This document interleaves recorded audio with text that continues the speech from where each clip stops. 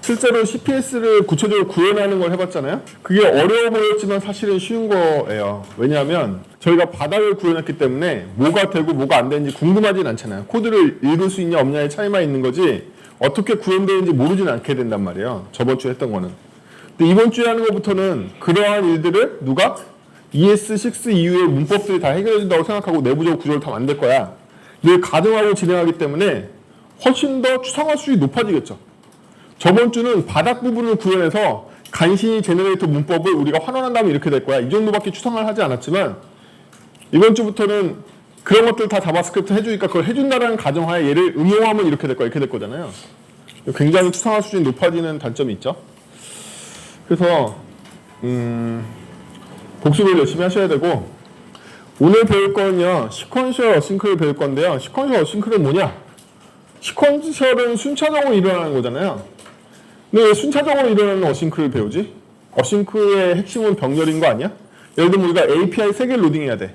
1.json, 2.json, 3.json을 로딩한다고 생각하면 여러분들은 동시에 로딩을 시작했으면 좋겠잖아요. 그렇죠? 근데 어싱크 어웨이트 구문은요. 말 그대로 어웨이트를 하기 때문에 동기화에 대한 순차를 지정하는 형식이 기본 문법으로 돼 있어요. 제가 3개의 어싱크 태스크를 만들게 되면 어웨이트를 3번 때려서 얻게 되기 때문에 자동으로 순서가 문법상 정해진단 말이에요. 그래서 어싱크 어웨이트 내에서 병렬 처리를 하려면 프라미스 올이나 레이스 같은 거에 힘을 빌리게 되는데 얘네들도 완연하진 않죠. 예를 들어 보면 제가 오늘 들은 발표가 어떤 어싱크 발표가 있었는데 거기 보면 첫 번째 API A는 1초 만에 반응을 하고 두 번째 API는 5초 만에 반응을 하고 세 번째 API는 2초 만에 반응을 한다고 생각해보죠. 그럼 여러분들 머릿속에는 어떤 생각을 하냐면 5초 때 모든 애들이 다 로딩돼 있을 테니까 한꺼번에 병렬을 떼어놓고 5초가 지난 다음에 다 처리하면 될 거야. 이렇게 생각하실 수 있잖아요. 이게 프라미스 올이에요. 프라미스 올은 다 로딩이 되면 어떤 식으로 일어나냐면 병렬로 시작했지만 제일 마지막에 제일 느린 애를 기준으로 발동이 걸린단 말이에요. 근데 현실 세계에서는 이거보다 훨씬 더 좋은 방법이 있죠. 1초 때 A API가 로딩되면 먼저 A부터 그림을 그려. 그 다음에 1초는 이미 지났으니까 8초 때 로딩되는 2번 API가 있는데 얘는 7초만 더 기다리면 로딩이 될 거 아니에요. 그러면 얘는 7초가 지난 이후에 두 번째 API니까 B를 그렸어. 근데 세 번째 API는 아까 병렬을 시작했더라면 이미 로딩이 완료되어 있는 상태겠죠? 제가 8초만 기다렸으니까. 그럼 얘는 B를 그리자마자 바로 C를 그릴 수 있게 되겠죠. 뭐 이런 복잡한 시나리오를 개입한단 말이에요. API가 응답하는 속도는 제각각이지만 그리고 싶은 순서가 정해져 있는 경우도 있고. 그렇죠? 이럴 때 더 효율적인 방법은 제가 8초 때에 모든 게 그려지지만 한꺼번에 그려지는 게 아니라 1초 때는 A가 먼저 그려지고 그 다음에 B가 그려지자마자 C가 그려지길 바란다든지 뭐 이렇게 순차 처리와 병렬 처리를 병합하고 싶은 경우가 많은데 이럴 땐 프라미스 올라 안 되죠. 프라미스 올라오면 8초 때 A, B, C가 한꺼번에 그려진 것밖에 안 되니까. 우리는 A가 순서상 먼저면 A를 먼저 그리고 싶잖아. 근데 그렇게 안 된다는 거야. 프라미스 레이스도 그렇게 안 되고 새로 나온 여러 가지 프라미스 스펙에서도 이걸 처리해주진 않아요. 그러면 우리가 병렬에 최적화되어 있는 어싱크 어웨이트를 사용하려면 그냥 못 쓴다는 거야. 그냥 못 쓰고 어웨이트 구문이 아닌 다른 구문들을 막 생성해 써야 된단 말이죠. 불안하시겠지만 이게 다음 주 주제겠죠? 그렇죠? 다음 주 주제에는 패러럴 어싱크를 배울 건데 오늘은 그거의 연습 모드로 이 시퀀셜한 어싱크만 다뤄볼 거예요. 근데 시퀀셜한 어싱크라 하더라도 저희가 원래 주어져 있는 어싱크 어웨이트 이터레이터 구문만 쓸 수는 없다는 거예요. 이것도 날로 쓰는 넥스트에 직접 호출한 경우도 생기고 여러 가지 경우가 생길 거니까 차근차근 시퀀셜에 대해서 배워봅시다. 자, 여기 간단한 프라미스 5를 때리고 있는 패러럴 코드가 있어요. 이게 바로 패러럴 코드죠. 패러럴 코드는 문자열로 들어와 있는 3개의 문자열을 받아서 맵으로 돌려서 패치로 바꿔줬죠. 패치 안에 바뀌는 걸 보면 프라미스 객체인데 된 두 번 때려서 제이슨까지 대를 해서 처리하게 되는 데까지를 맵으로 바꿨고 이거 프라미스 올로 해서 대하면 어레이로 이거 3개에 대한 값이 순차적으로 들어오니까 콘솔로 때리면 이거 3개 나오겠죠. 뭐지 이 표정들은? 여기 아직 제너레이터도 안 나오고 어싱크 어웨이트도 안 나오고 아무것도 안 나오고 그냥 옛날 프라미스 객체만 있으면 되는 자바스크립트 문법인 거죠? 그렇죠? 아니야? 일단 이거랑 친해집시다. 이게 패러럴이란 말이에요. 패러럴인 거죠. 그렇죠? 그럼 얘는 이 3개 중에 제일 느린 애 기준으로 대응이 발동해서 콘솔을 시킬 거란 말이에요. 각각에 대해서 콘솔을 시키겠죠? 문법하고 친해지세요. 여러분들이 알고 계시는 ES5까지의 문법은 안 써. ES 2020년, 2019년 이 상태에서 옛날 문법 안 쓴단 말이에요. 이렇게 생겼단 말이지, 이제 다. 그래서 렌더 1, 2, 3을 딱 때리면 정확하게 순서대로 1.json, 2.json, 3.json의 내용이 나올 거란 말이죠. 이게 패러렐이에요. 이 패러렐 문법은 어싱크 어웨이트랑 잘 안 어울려요. 개조를 많이 해야 돼. 마개조를 해야 되거든요. 그래서 이건 안 다루고 우리는 시퀀셜하게 다룬다. 시퀀셜한 루프를 볼까요? 저희가 URLs를 받아오면 루프 함수에서 URL 남아있는지를 보고서 하나씩 까서 된 때리는 건 똑같은데 마지막 den에서 콘솔 로그를 뿌리고 다시 루프를 도는 거죠. 그렇죠?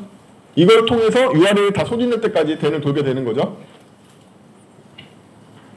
프라미스 체인도 안 해보셨나? 이 표정들은 뭐지? 이 기본은 프라미스 체인이라는 거예요.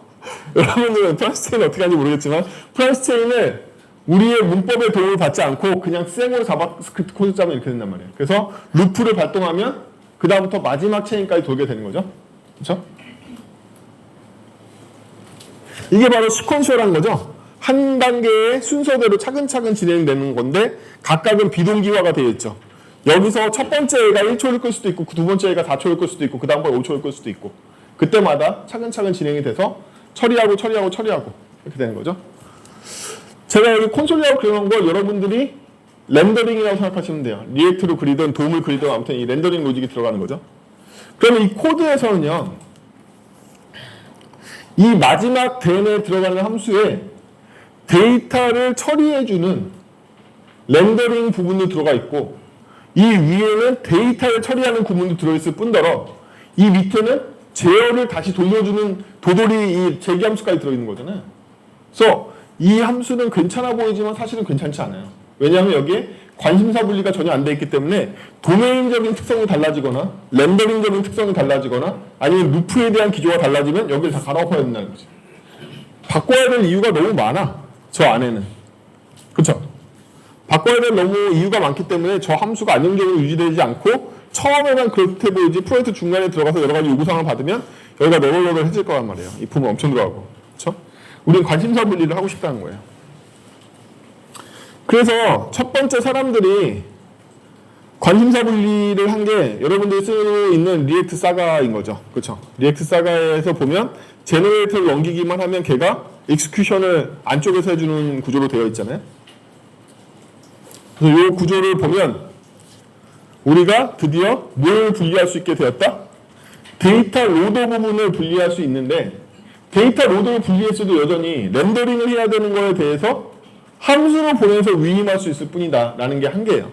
일단 어떻게 작동하는지나 봅시다. 렌더 1, 2, 3을 보내면 데이터 로더에게 렌더링 해야 될 함수와 그 URL을 그대로 보내고 있죠. 데이터 로더가 하는 일을 보면요. URL을 읽어드려서 for으로 돌면서 하나하나 패치를 돌아서 일드 값으로 패치 den에 있는 프라미스를 리턴하고 있는 거죠. 네. 얘는 일드가 주는 값은 프라미스인 거예요. 일드는 프라미스 값인 거죠. 네. 그래서 일드는 프라미스 값인데 일드로부터 외부에서 일드 값을 받아온 넥스트에 인자가 들어오면 여기 제이슨 값으로 들어온단 말이에요. 이러한 제너레이터 같은 경우에는 두 가지 타입들이 있는데 외부에서 값을 받아들일 수 있는 상호작용이 가능한 제너레이터가 있고요. 자바스크립트 제너레이터가 그래요. 그리고 상호작용이 안 되고 외부에 위임만 할 수 있는 애가 있어요. 대표적으로 코틀린의 코르튼이 그런데 얘는 바깥쪽에 보낼 수도 있고 일드의 오른쪽 편은 바깥쪽에 넥스트의 밸류를 보내준 거잖아요. 근데 여기에 들어오는 값도 받아준단 말이에요. 외부에서 나한테 값을 줄 수도 있어. 양쪽으로 다 가능하단 말이지. 이 구조를 보면 일드가 값을 내가 외부에서 들어온 값을 일드를 기준으로 받아올 수도 있고 일드한테 줄 수도 있단 말이에요. 양쪽 다 된단 말이지. 저는 프라미스를 주고 그거에 상하는 값을 받아온 거란 말이지. 그래서 이 값을 가지고 렌더링을 하게 되는 거죠. 그러면 실제로 이 렌더러가 어떻게 해서 이 데이터 로드를 소비하는지 봅시다. 데이터 로드를 받아오면 얘가 제네릭 함수를 콜했기 때문에 이터러블을 잡을 수 있겠죠? 저번 시간에 배운 대로. 이제 이터러블을 제가 루프 돌 거기 때문에 아까의 넥스트 함수가 이터러블 루프로 바뀐 거죠. 이거 저번 시간에도 한 번 한 거예요. 그러면 이터러블 루프를 돌리기 위해서 이터레이터의 첫 번째 넥스트로 호출하게 됩니다. 첫 번째 넥스트로 호출하게 되면 얘가 나오겠죠, 밸류로. 첫 번째 URL을 물고 있는 프라미스 객체가 나올 거란 말이에요. 걔가 여기로 들어왔으니까 프라미스 객체가 밸류에 들어있고 더는 펄스로 들어와 있을 거란 말이죠. 이게 첫 번째 이 넥스트 함수 호출했을 때 일어나는 일인 거죠. 그러면 여기에 던이 펄스인 경우니까 밸류는 프라미스인 게 확정이잖아요. 프라미스를 줬기 때문에. 그럼 프라미스 덴을 통해서 실제로 제이슨 값, 마지막에 프라미스 값에 리턴 값이 제이스 값이 들어오는데 이 제이슨을 다시 넥스트 함수에게 줄 건데 어떻게 줄 거냐면 그냥 주는 게 아니라 이터레이터의 다음번 넥스트를 호출해서 줄 거란 말이에요. 그럼 이때 우리는 이때 받아온 제이슨 값을 얘한테 줄 수 있는 기회가 생긴단 말이에요. 넥스트는 이렇게 생으로 호출할 수도 있지만 넥스트에 인자를 보내줄 수가 있단 말이에요. 넥스트에 인자를 보내주면 이게 어디로 온다? 1대1 리턴 값으로 들어온다. 그렇죠? 1대1 리턴 값으로 들어와. 최초에 생으로 호출할 때는 리턴 값 없이 첫 번째 1대에 걸리게 됩니다. 첫 번째 1대에 걸려서 뭘 받게 되냐면 밸류 값으로 이 패치 객체를 받게 되는 거죠, 여기. 그 다음번에 이 밸류 객체의 덴을 도와서 그 이후부터는 넥스트한테 값을 넣어줬기 때문에 제이슨 값이 여기 들어온단 말이에요.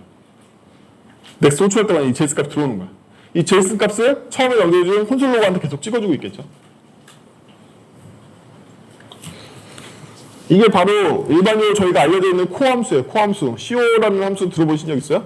제너레이터가 프라미스를 리턴하게 해서 걔를 비동기적으로 외부에서 제어해서 돌려주는, 이게 아까 봤던 프라미스 시퀀스를 만들어낸 넥스트 함수랑 똑같잖아요. 프라미스 루프를 돌려주고 있는 거잖아요, 얘가. 일드는 매번 프라미스를 리턴하고 있고 외부에서 프라미스를 돌려주고 있는 거란 말이지. 단지 차이점은 뭐다? 제어를 외부에서 하게 된 거죠.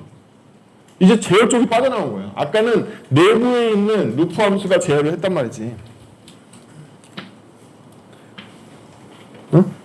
내부에 있는 루프 함수가 제어를 하는 함수를 아예 그냥 돌리고 있었단 말이야. 근데 지금은 일들을 통해서 외부에서 어떻게 할지를 위임해버리고 자기 자신을 위임해서 이 안에 코드가 사라진 거예요. 따라서 아까보다 뭘 수정할 가능성이 줄어든다? 데이터 로드를 수정할 가능성이 줄어든단 말이에요. 얘가 제어 구조에 관여를 안 하고 있기 때문에. 이거 코드 그냥 읽으면 어떻게 되죠? 나는 들어온 URL을 바깥쪽에다가 프라미스로 줄 거고 그 값을 받아가지고 F함수 호출할 거야. 이렇게 읽을 수 있잖아요. 얘가 수정할 일이 훨씬 더 줄어들었잖아요. 많은 제어 구조 외부에 위임했기 때문에. 어떻게 해서 얘가 돌게 되는지 모른단 말이야. 이렇게 돌게 된다는 걸. 그래서 제어를 처리하는 부분과 제어를 위임한 부분을 분리했기 때문에 얘의 수정 가능성이 줄어든 거죠. 보다 일반화가 됐다.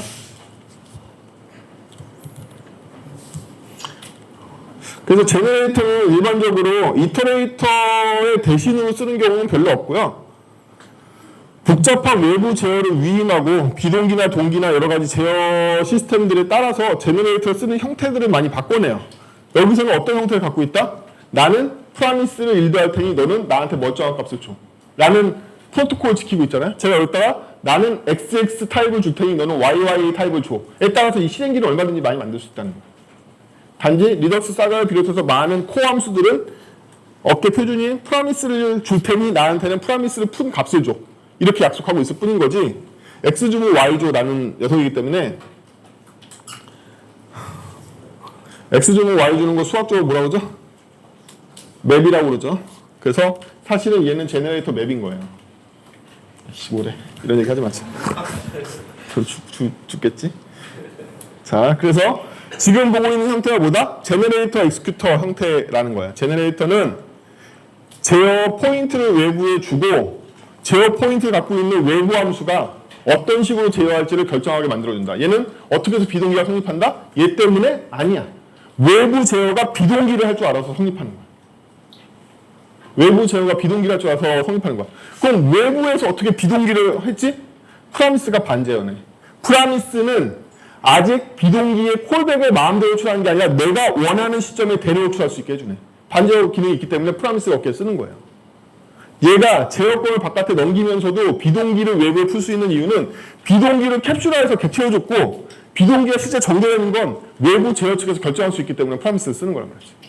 따라서 이게 단순한 콜백인 걸로는 외부 제어를 위임할 수 없어. 비동기의 경우에는. 그렇죠? 이게 저번 시간에 테마 몰라. 어쨌든 프라미스가 이런 거죠. 반제어하는 게. 그래서 프라미스의 반제어는 사방에 쓰입니다. 우리가 프라미스 객체를 리턴하는 이유는 뭐다? 외부에서 그 이유를 진행하기 위해서요. 제가 말씀드렸지만 프라미스를 여러분들 쓰실 때 프라미스 대는 바로 붙여 쓰는 경우에는 콜백과 다를 바 없다고 그랬죠. 콜백과 다를 바 없습니다.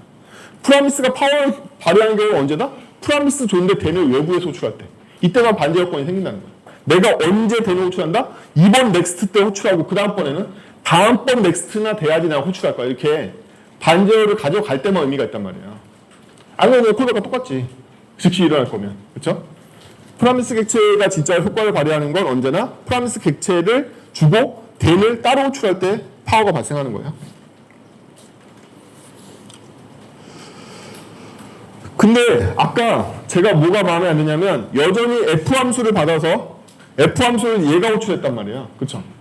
이건 얘가 데이터 처리를 하는 부분과 데이터를 처리한 걸 가지고 무언가 렌더링하는 걸 아직도 이 코드 안에 넣었다는 얘기예요. 맞죠?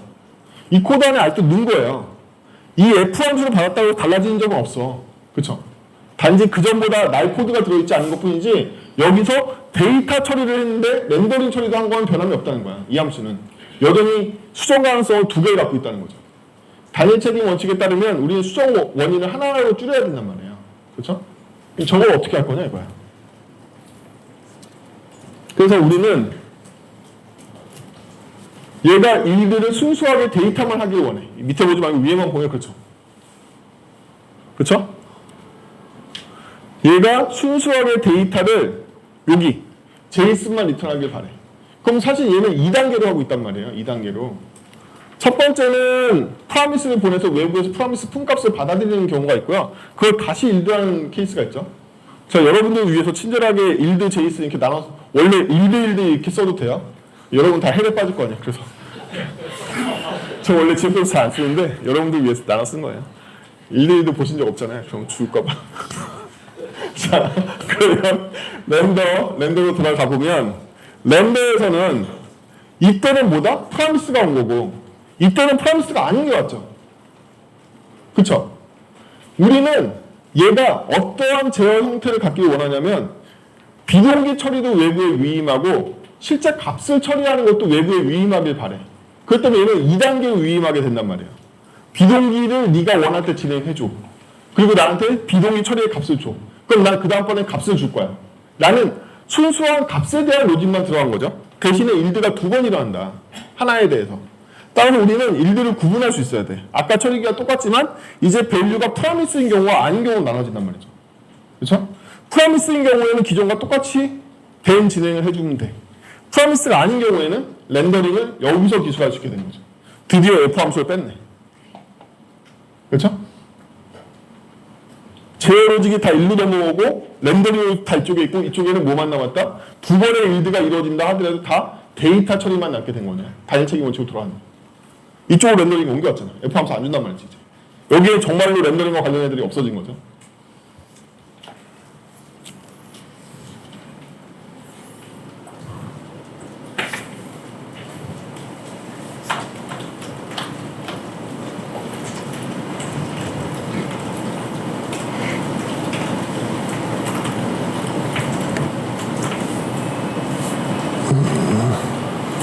얘는 필요 없잖아. 얘는 필요 없고 저기가 필요한 건가?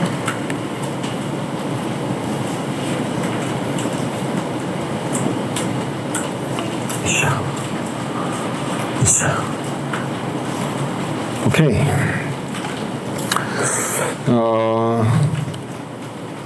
지금 본 게 F3쯤 되려나?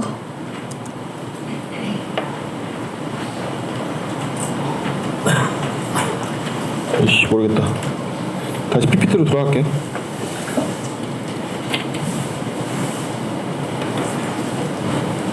이따가 쭉 한꺼번에 데모 시연 할게요. 공부한 걸로. 자, 그래서 지금까지 뭘 배우냐면 제너레이터와 제너레이터를 실행하는 익스큐터를 사용하는 방법을 배우는 거죠. 제너레이터만 해도 쓸모가 많습니다. 외부 제어를 빼줄 수 있다는 것과 프라미스처럼 비동기 반제어권을 외부한테 줄 수 있다는 두 가지를 이용한 패턴들인 거죠. 그렇죠? 여러분들 어차피 반제어권을 비동기 반제어권 진행권을 외부한테 줘보면 프라미스랑 별다르지 않게 구현돼요. 여러분들이 뭘 만들어도. 그래서 그냥 프라미스 쓰시는 게 낫습니다. 게다가 프라미스는 전 브라우저나 구형 브라우저가 호환될 수 있는 많은 폴리필 객체들이 나와 있죠, 이미. 안정적으로 뭐 i5.5까지 도는 그런 애들 다 나와 있어요. 그래서 어차피 반제어를 통해서, 반제어는 어떻게 일어나는 걸까요? 프라미스는 어떻게 해서 덴을 나중에 할 수 있게 해주는 거지? 콜백은 즉시 콜백을 호출하는데? 안에 버퍼가 있는 거죠? 안에 버퍼가 있는 거잖아. 안에 버퍼가 있어서 비동기 데이터가 수신이 되고 버퍼에 넣을 건데 내가 덴을 호출하면 덴에 들어온 콜백을 버퍼에 데이터가 있으면 즉시 호출해주고 아니면 기다렸다 호출해주는 중요한 버퍼를 두고 있는 애가 프라미스인 거잖아. 안에 프라미스 객체 안에 메모리를 이용해서 버퍼링을 한단 말이지. 그래서 나의 콜백을 덴이라는 메소드가 들어올 때 이미 버퍼에 데이터가 있으면 즉시 호출해주고 아니면 나중에 호출해주게끔 해주는 거라 말이죠. 여러분들이 이 원리를 생각해보면 여러분들이 프라미스 비슷한 거 만들어봤자 프라미스예요. 프라미스 쓰시면 됩니다. 그래서 프라미스는 비동기에 대한 이후 진행을 반제어에서 외부에 넘길 수 있는 파워가 있고 안에 버퍼 메모리를 이용해서 버퍼를 발동할 시간을 외부한테 줄 수 있게끔 메모리를 더 사용하게 된 거죠. 거꾸로 제너레이터는 일들을 통해서 제어 중에 제어권 일부를 외부에 넘길 수 있는 이 두 가지를 조합해서 비동기 제어를 넘길 수 있는 파워가 이렇게 생기는 거죠. 그래서 어싱크 어웨이트가 2017년에 반영되기 전까지는 이거 엄청 썼어요. 그 리액트 사관이 뭐니 다 그런 거에 부산물이야. 그럼 현재 버전에서 리액트 사과가 필요하냐고? 전혀 필요 없어요. 아예 안 쓰셔도 돼요. 왜냐하면 이 제너레이터 익스큐터 구문은 옛날 구문이니까. 옛날 구문이니까. 그렇습니다. 그럼 이제 어싱크 이터레이터로 들어갈게요. 공식 명칭은 어싱크러스 이터러블이에요. 스펙 이름은. 많은 이름 부릅니다. 그냥 어싱크 이터레이터라고 부르기도 하고 어싱크 제너레이터라고 부르기도 하고. 근데 그 전에 우리는 어싱크부터 배울 거거든요. 어싱크 구문은 일드가 없어요. 그렇다는 얘기는 외부 제어를 빼주는 게 불가능하다는 얘기죠. 일드가 없으니까 이 안에서 완결성을 가져야 돼. 그래서 이 세대의 어싱크 어웨이트 구문을 만들어진 모든 함수들은 안에 동시에 뭐가 들어가 있다? 데이터 처리와 렌더링이 동시에 들어갈 수밖에 없다. 그걸 빼낼 방법이 없는 거야. 외부에 제어권을 줄 방법이 없으니까. 아까처럼 제너레이터처럼 외부 제어권을 줘야지만 데이터 처리하고 순수하게 데이터를 외부에서 처리하고 다시 나한테 데이터의 연속적인 처리를 할 수 있는 제어권을 돌려줄 수가 있는데 어싱크 어웨이트의 순수한 구문은 안에서 함수가 종결되고 일드가 없기 때문에 제어권의 일부를 외부에 양도할 수가 없어요. 그래서 안에 완결된 로직을 가져야 돼. 그럼 여러분들 어싱크 어웨이트 짜면 어떻게 짜야 된다? 어웨이트 데이터 로딩하고 밑에 렌더링 걸고 어웨이트 데이터 로딩하고 렌더링 걸고 이렇게 하는 수밖에 없다는 거야. 외부에다 제어권 줄 방법이 없으니까 이 안에 다 들어가야 돼. 한 입씩으로 다 들어간단 말이지. 그래서 똑같은 걸 어싱크로 구문을 짜면 여기서 가장 중요한 게 뭐냐면 콘솔 로고도 여기 들어올 수밖에 없다는 거야. 그렇죠? 어싱크 어웨이트 써보셨죠? 안 써봤구나. 그쵸? 어싱크 어웨이트를 쓸 때 어웨이트는 몇 번이라도 주목해서 쓸 수 있어요. 그럼 제가 먼저 어웨이트를 여기까지 한 거죠. 첫 번째 패치까지 해서 리스판스를 받았을 거예요. 그럼 요거의 결과는 얘의 덴의 결과는 리스판스 객체일 거잖아요. 리스판스 객체에 제이슨을 때린 걸 다시 어웨이트 한 거죠. 그것도 프라미스니까. 그럼 어웨이트라는 키워드 뒤에 오는 건 반드시 누구여야 된다? 프라미스여야 되는 거고 어웨이트의 결과로 반환되는 값은 뭐다? 덴에 들어오는 값이고. 그렇죠? 그래서 프라미스 덴을 단축 표현으로 한 게 바로 어웨이트인 거죠. 그래서 이 뒤에 덴으로 들어올 부위를 어웨이트의 값으로 받는 거죠. 그렇게 생각하면 쉽죠? 별거 아닙니다. 그래서 제이슨 객체를 콘솔 로그에 찍을 수 있게 된 거죠. 이렇게 통해서. 하지만 얘는 뭘? 제어를 넘겨줄 수 없기 때문에 안에 콘솔 로그라는 렌더링 프로그램도 들어가고 데이터를 얻게 되는 패치의 사용도 같이 들어가고 이렇게 할 수밖에 없다는 거죠. 뿐만 아니라 제어도 당연히 다 들어가죠. 지금 for loop도 다 여기 들어가 있는 거죠.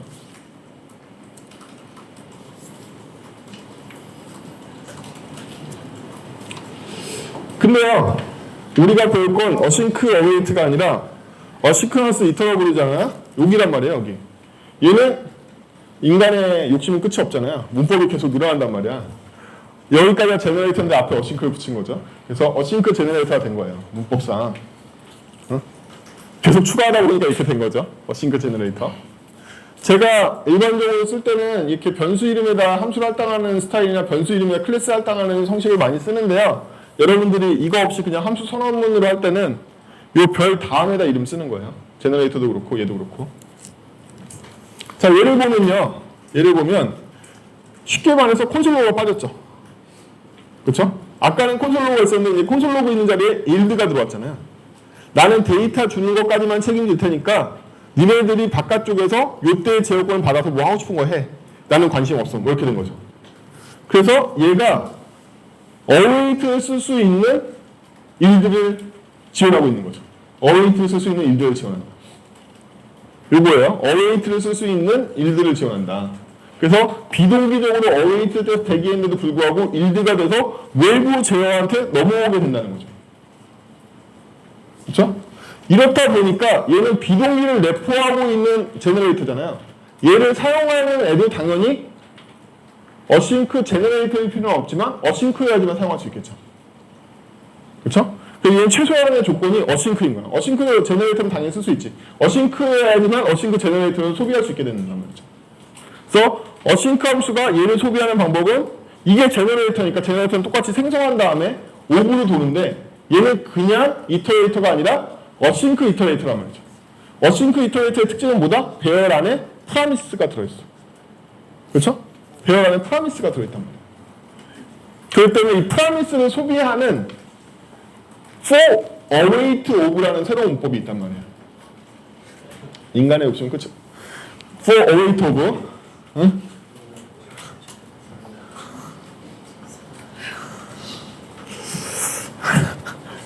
작년 스펙이야. 어? 작년 스펙.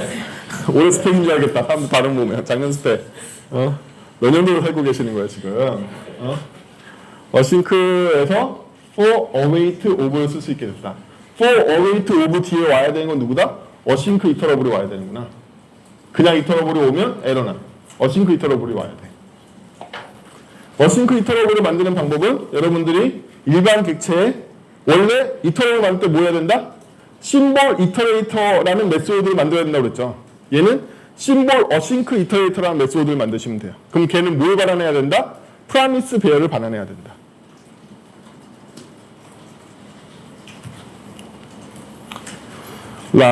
그래서 여기다 URL 옮겨서 어싱크 이터러블을 만들어내가지고 걔 하나하나 제이슨을 요걸 통해서 얻게 되는 거죠. 그럼 얘는 된 구문을 다 생략하고서 den으로부터 가서 받은 거예요.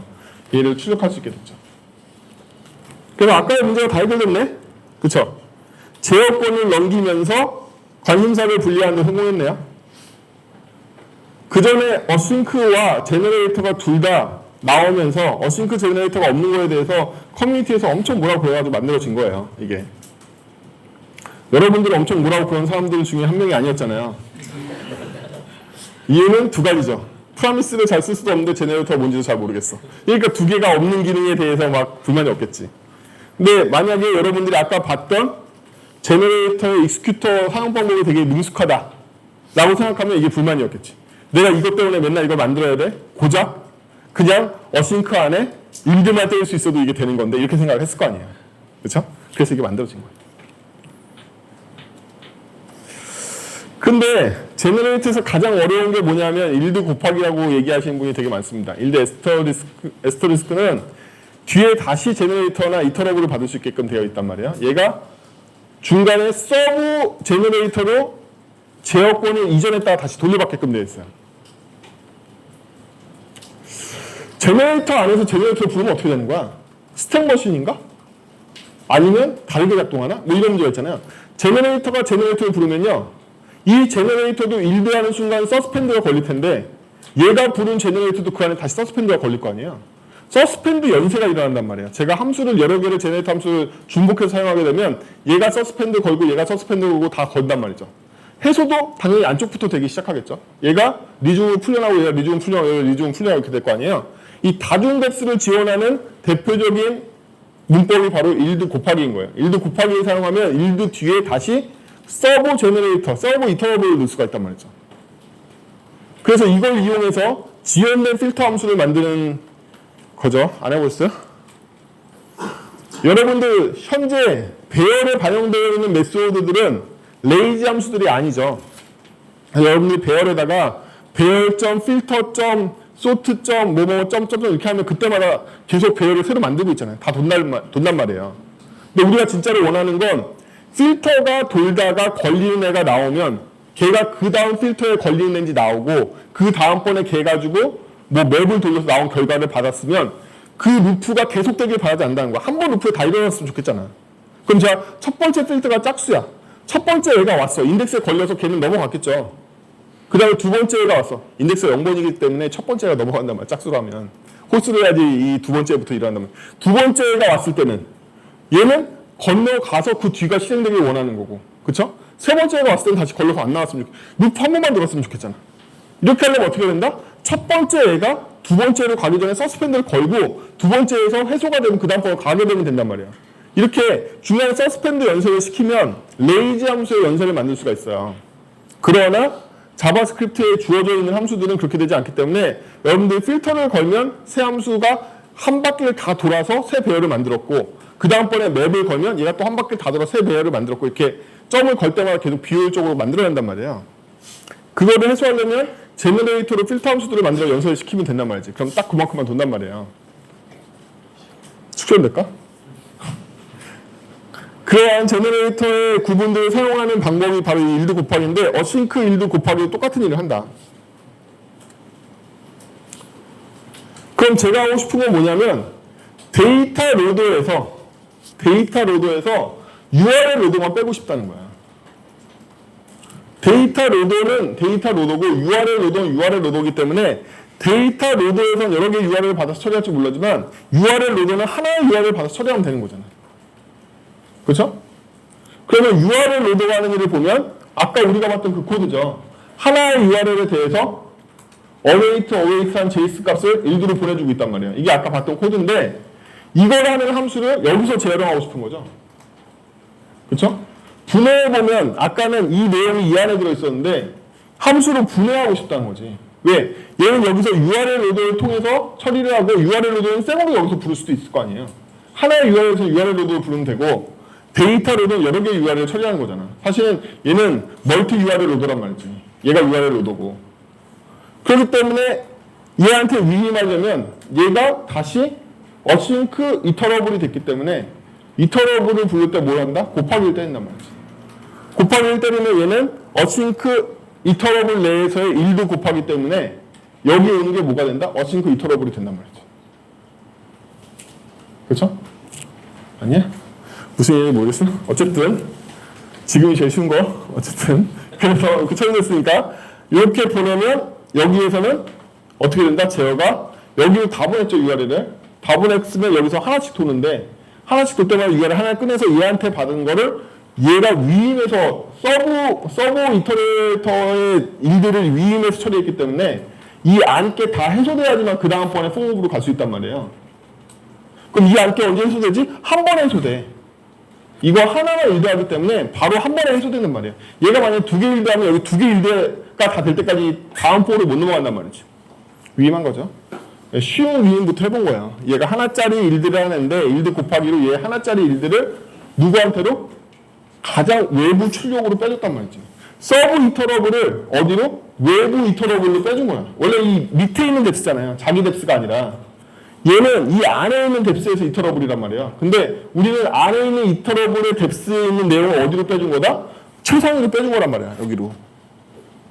그래서 1도 곱하기는 어떤 효과가 있냐면 서브 이터러블을 그 한 단계 위에 부모 이터러블로 이터레이션 해주는 효과가 있단 말이지. 그게 어싱크 어웨이트 뿐만 아니라 어싱크 제너레이터에서는 비동기를 한 단계 위로 보내주는 이터러블을 만들 수 있다는 거예요. 1도 곱하기죠. 오늘 장표가 27장인데 안 믿어주시네. 저희 지금 몇 장 했냐면 13장 했어요. 13장. 자, 오늘은 시퀀스만 할 거긴 한데요. 그룹이라는 개념이 필요하단 말이에요. 그룹이라는 건 뭐냐면 1번, 3번을 로딩해야지 2번 로딩할 수 있어. 이런 일도 많이 생기죠. 1번, 2번 로딩해야지만 3번 로딩할 수 있어. 이런 거. 우리 실무에서 가장 흔하게 거는 거잖아요. 그럼 1번, 2번을 로딩하는 행위, 다음에 3번 로딩하는 행위가 필요해. 왜? 1번, 2번의 값이 필요하기 때문인 거죠. 그렇죠? 1번, 2번은 우리는 오늘 시퀀스만 배우니까 당연히 순차적으로 로딩이 됩니다. 하지만 1번, 2번이 다 로딩된 이후에 3번 로딩하려고 그러는 거죠. 그렇죠? 이게 어싱크 그룹이에요. 그룹을 질 건데요. 그러면 제일 밑에부터 볼까요?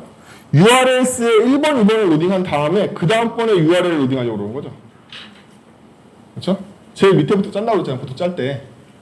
우리가 표현하고 싶은 게 뭐냐면 1번, 2번이 그룹으로 다 로딩되면 그 다음번에 3번을 로딩해줘 이런 거잖아요. 이렇게 표현한단 말이지. 그러면 URL 함수는 아까 만들었잖아요. 그렇죠? URL 함수는 아까 만들었잖아요. 똑같아요. 그렇기 때문에 어디에 표현될 수 있다? 이터러블 안에 표현될 수가 있는 거죠. 그래서 아까와 달라진 건 뭐냐면 여기에 더 이상 스트링이 들어오는 게 아니야. URLs가 들어오는 게 아니라 얘는 완결되어 있는 뭘 받으려고 한다? 어싱크 이터러블을 받으려고 그러는 거죠.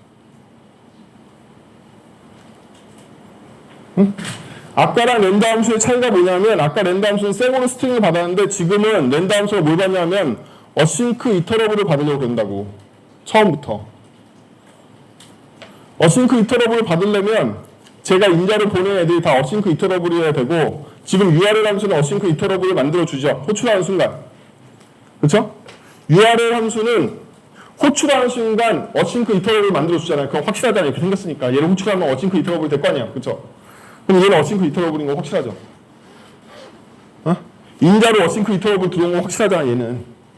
URLs를 보자는 거야. URLs도 마찬가지로 URLs도 어싱크 이터러블이기 때문에 얘를 호출한 결과는 어싱크 이터러블일 거란 말이지. 어싱크 이터러블 두 개를 들어왔잖아요. 그렇죠? 어싱크 이터러블이 들어온 이상은 뭘 할 수 있다? 우리는 이 어싱크 이터러블이 들어온 애들을 가지고 데이터 로더한테 넘김으로써 데이터 로더가 얘가 어싱크 이터러블이니까 이렇게 해줄 수 있다는 거야. 아까는 직접 만들었지만 지금은 처음부터 어싱크 이터러블들이 들어왔기 때문에 생으로 포으로 돌리면서 일드의 이터를 그냥 호출해주면 얘가 하나하나가 이터러블이기 때문에 URLs를 호출하지 않아도 일드 곱하기를 할 수 있다는 거죠. 제가 저번 주 수업이 쉬울 거라고 했잖아요. 그렇죠? 이번 주는 문법이 많은 걸 해주기 때문에 문법의 사용법이라서 더 추상화되어 있단 말이에요. 이게 어떻게 되는 거지 하고 한번 헷갈리기 시작하면 끝없이 헷갈리는 거죠. 그렇죠? 이전 페이지랑 같이 볼까요? 이때가 행복했지. 그렇죠? 자, 이때는 생으로 스트링을 줬습니다. 생으로 스트링을 줬고 데이터 로더한테 생으로 스트링을 줬단 말이에요. 그렇죠?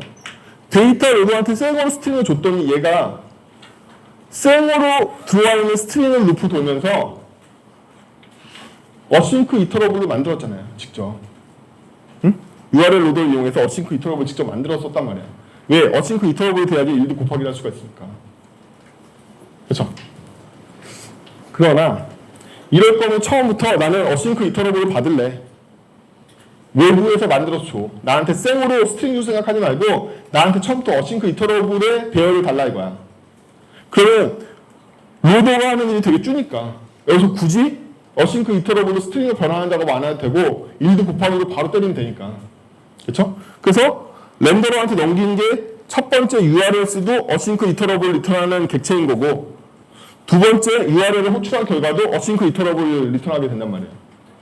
그렇죠? 그럼 각각 어떤 어싱크 리턴을 하느냐. URL은 아까 봤던 우리 URL 로더와 똑같은 일을 하고 있잖아요. 그렇죠? 얘는 하나의 URL을 패치 돌아서 어싱크 이터러블이 하나의 넥스트 값만 밸류 덤펄스로 보낼 건데 밸류에 이 프라미스가 들어온 녀석이란 말이지. 그렇죠? 그에 비해서 URLs는 두 개의 URL을 받아서 배열을 리턴할 거란 말이죠. 이터러블 배열 리턴하잖아요. 어떤 배열 리턴할 거냐면 이 빈 배열에다 하나씩 푸시할 건데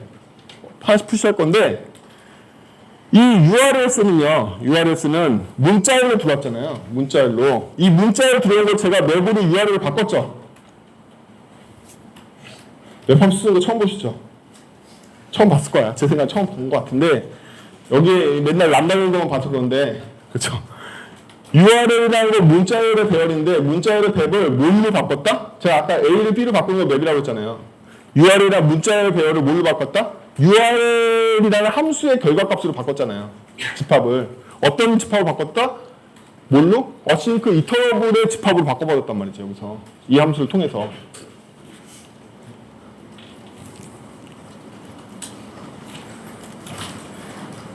그런 거죠. 자바스크립트를 네이티브로 쓰는 사람은 처음 본 거잖아. 그쵸?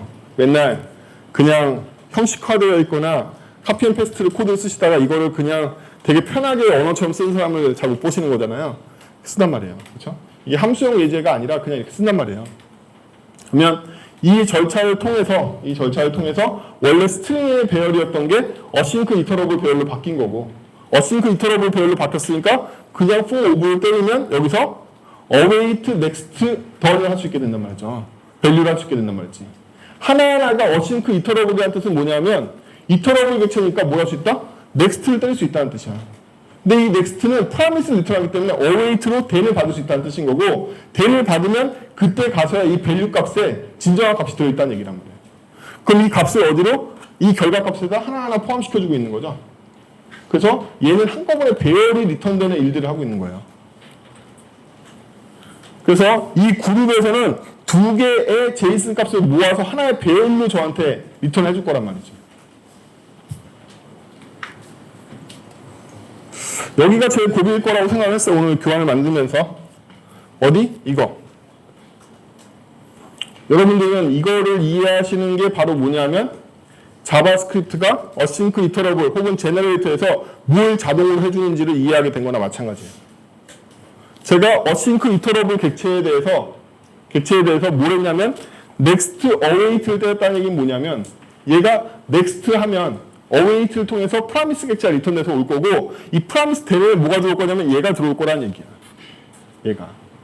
따라서 그 밸류를 뒤져보면 뭐가 들어있냐면 이 제이슨 값이 들어있을 거라는 얘기지. await를 한 다음이라면 await를 하면 뭐가 리턴된다?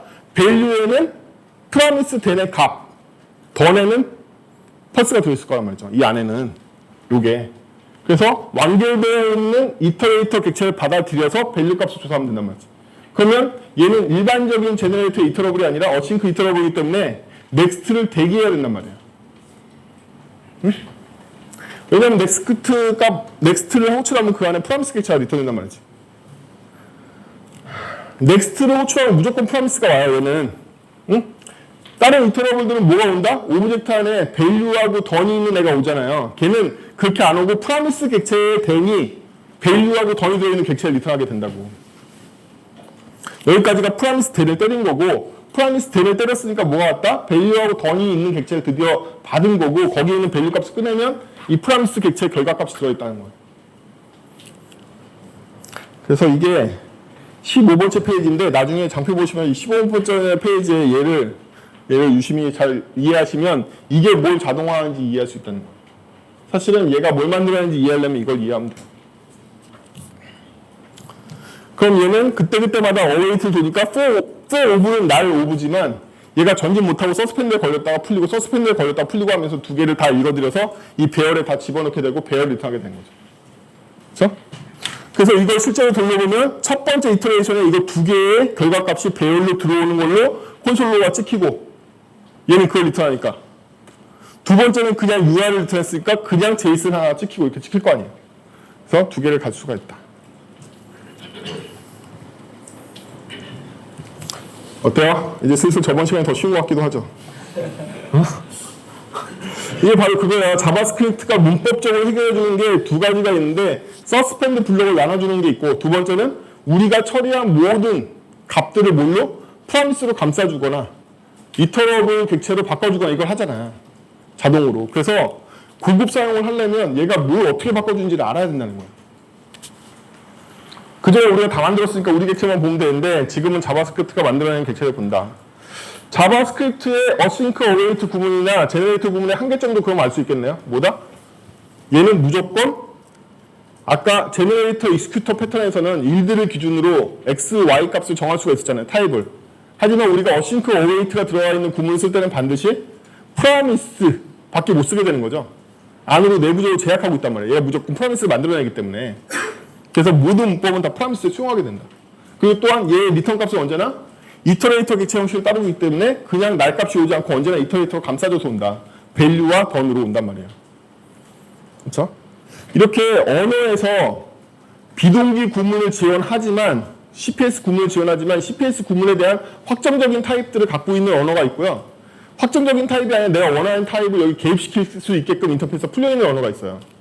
C샵을 비롯해서 자바스크립트는 전부 다 C샵의 영향을 받아서 만들어졌기 때문에 다 시스템 내부 확정 타입이라는 게 있어요. C샵에서 어싱크 어웨이트를 쓰면 iTask라는 타입인가 그걸로 바뀐단 말이에요. 걔네들도 다 정해져 있어요. 근데 자바스크립트도 이제 프라미스로 정해져 있는 거고, 근데 이게 안 정해져 있는 언어들은 원어가 자동으로 매핑을 못하기 때문에 사용자 정의형을 모르고 있으니까 거꾸로 사용할 때 저번 주에 배운 것처럼 복잡한 CPS 구문이 나오게 된단 말이에요. 이거에 비하면 훨씬 더 복잡해진다는 거죠. 저번 주에 아무리 함수를 나왔다고 해도 CPS 구문이 이거보다 훨씬 더 복잡했잖아요. 여전히 제너레이터 쓰는 게 훨씬 더 짧았잖아. 그렇죠? 제너레이터 다섯 줄이면 되는 걸 함수를 몇 개씩 만들고 되게 긴 구문이 필요했잖아요. 그러니까 그렇게 긴 구문으로 CPS를 쓰는 언어들은, 그런 언어들은 이런 프라미스 같은 타입을 확정을 하고 있지 않는 거야. 사용자 마음대로 정의할 수 있는 일들을 기준으로 X, Y 타입을 마음대로 정의할 수 있게 해주는 거고, 그렇지 않고 장황하게 설명하는 타입의 CPS를 구축하는 언어들은 내가 원하는 타입의 X, Y를 마음대로 넣을 수 있게끔 해주는 타입의 언어란 말이죠. CPS에는 두 가지가 있는 거예요. 그래서 시스템을 확정하고 있는 타입의 언어들은 주로 구문이 간결해요. 간결한 대신 안에 숨어져 있는 걸 다 알아야 돼. 그렇죠? 저렇게 프라미스나 이터러블 객체가 숨어 있다는 사실 다 알아야 된단 말이지. 그 다음에 특정 키워드를 통해서 동작한다는 사실도 다 알아야 되고. 그렇죠? 아씨, 어떻게 하지? 절반 정도가 적나라한 것 같은데?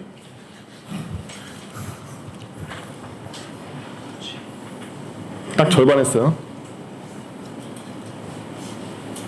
딱 절반 했는데 여기까지만 하고 나가죠. 그럼 우리는 이제 어싱크 이터러블이기만 하면 이 공정에 개입할 수 있다는 사실을 알게 됐단 말이야. 그쵸? URL이든 URS든 렌더러가 바라보기엔, 데이터 로더가 바라보기에는 관계없고 어싱크 이터레이터기만 하면 우리는 계속 소비할 수 있게 됐잖아요. 그렇기 때문에 스타트나 엔드 같은 애들도 만들 수가 있어요. 스타트 어떻게 만들었다? 어싱크 이터러블이지만 하는 일은 뭐다? 로드 스타트, 엔드는 로드 엔드라는 값만 뿌린 것밖에 안 한단 말이죠. 그쵸? 이런 단순한 애를 어디다 쓰냐고? 이렇게 쓸 수 있다는 거야. 시작되기 전에 스타트가 뭐다? 어싱크 이터러블로 보내준 거죠. 그러면 로딩 스타트가 들어가는 거고, 이거 로딩하고 로딩 엔드가 보이기도 하겠죠. 이제 이 생태계에는 어싱크 이터러블이면 다 들어갈 수 있는 거지. 그럼 우리는 어싱크 이터러블로 포장하기만 하면 이 생태계에 다 밀어넣을 수 있는 거죠. 이제 이거 뭘로 보이신다? 로딩 게이지가 보였다가 사라지는 거네. 그렇게 보이세요? 안 보여? 응? 그렇잖아. 로딩바가 들어왔다가 사라지는 거잖아. 그렇죠? 심지어 이 중간에 껴놓을 수도 있죠. 제가 스타트만 했는데 프로그레스 50, 프로그레스 40 뭐 이렇게 넣을 수도 있는 거잖아요. 그렇죠? 이걸 다 뭘로? 일자로 기술할 수 있게 된 거죠. 왜? 이터러블이니까. 이터러블. 하나하나 이터러블로 보인단 말이지, 이제는. 그래서 이렇게 생각하면 얘는 비동기도 아닌데 꼭 이렇게 만들어야 돼? 심지어 얘는 비동기가 아닐 뿐더러 어싱크 제너레이터도 아니네요. 여기에 비밀이 숨어 있습니다. 2018에서 우리가 이 스펙을 확정 지을 때 얘네들은 어떻게 결정했냐면 어싱크 이터러블에 있는 일드 구문이 어웨이트나 일드 구문이 이게 이 뒤에 어싱크 이터러블만 온다라고 가정하지 않았어요. 그래서 어싱크 이터러블 안에 있는 일드나 일드 곱하기는 뒤에 어싱크 이터러블도 받을 수 있고 일반 이터러블도 받을 수 있게 설계되어 있단 말이에요. 응? 데이터 로드는 지금 순차적으로 이 데이터를 소비하고 있는데 일부는 어싱크 이터러블이지만 일부는 그냥 이터러블이란 말이에요. 그쵸? 얘 어싱크 안 붙어 있잖아. 하지만 이 일들은 차별 없이 소비해주고 있죠. 언어 스펙인 거야. 이때 어싱크 이터러블 안에 있는 일드나 일드 곱하기는 소비할 수 있는 대상이 어싱크 이터러블도 소비할 수 있고 그냥 이터러블도 소비할 수 있게끔 되어 있단 말이야. 이걸 통해서 어싱크가 필요 없는 간단한 객체들은 동기형이니까 이렇게 만들면 되고 어싱크가 필요한 애들은 어싱크로 보다 복잡한 비동기 처리를 포함한 어웨이트를 걸어서 일들을 해주면 되겠죠. 여기 생태계를 이렇게 금방 꾸릴 수가 있게 되는 거죠. 그래서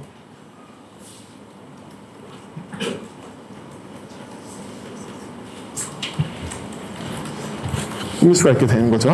그래서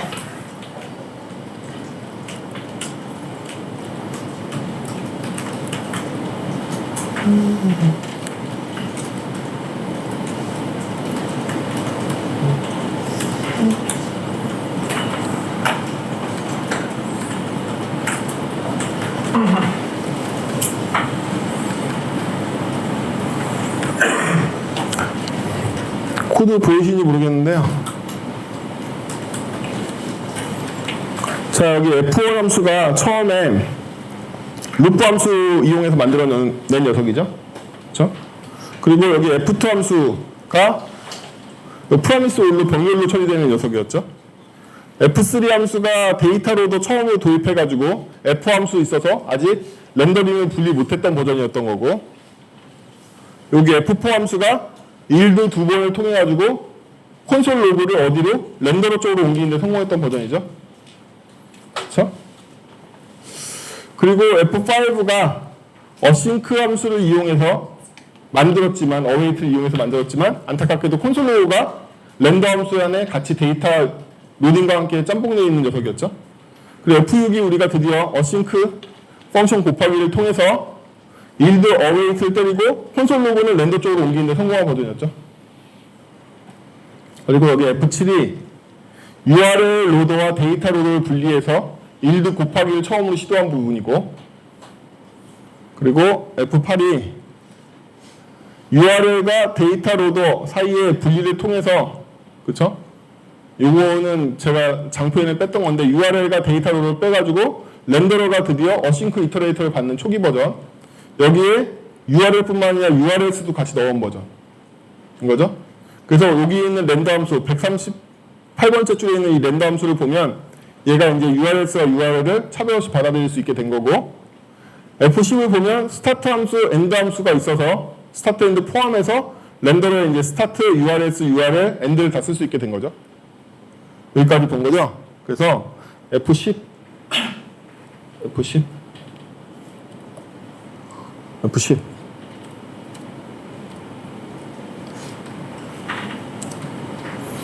이렇게 된다고.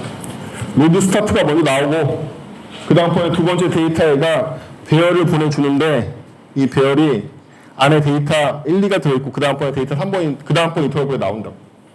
그래서 이 코드를 다시 돌아가서 보면, 코드 이미 여러분들이 본 거잖아요. 그쵸? 코드를 다시 돌아가서 보면, 여기서 콘솔 로그를 때리는데, 이 콘솔 로그를 여기서 유일하게 때리고 있는데, 얘가 한 번은 배열이 스타트, 엔드 빼놓고 배열 나오고 그 다음 거 나오는 거잖아요. 여기 렌더링 로직 이거 하나밖에 없잖아요, 지금. 얘가 다 뿌린 거란 말이에요. 그렇죠? 우리가 이렇게 스크립트를 짰기 때문에 이 하나의 제어 부분 내에서 다 처리가 된 거죠. 이거를 제어 추성하라고 그래요.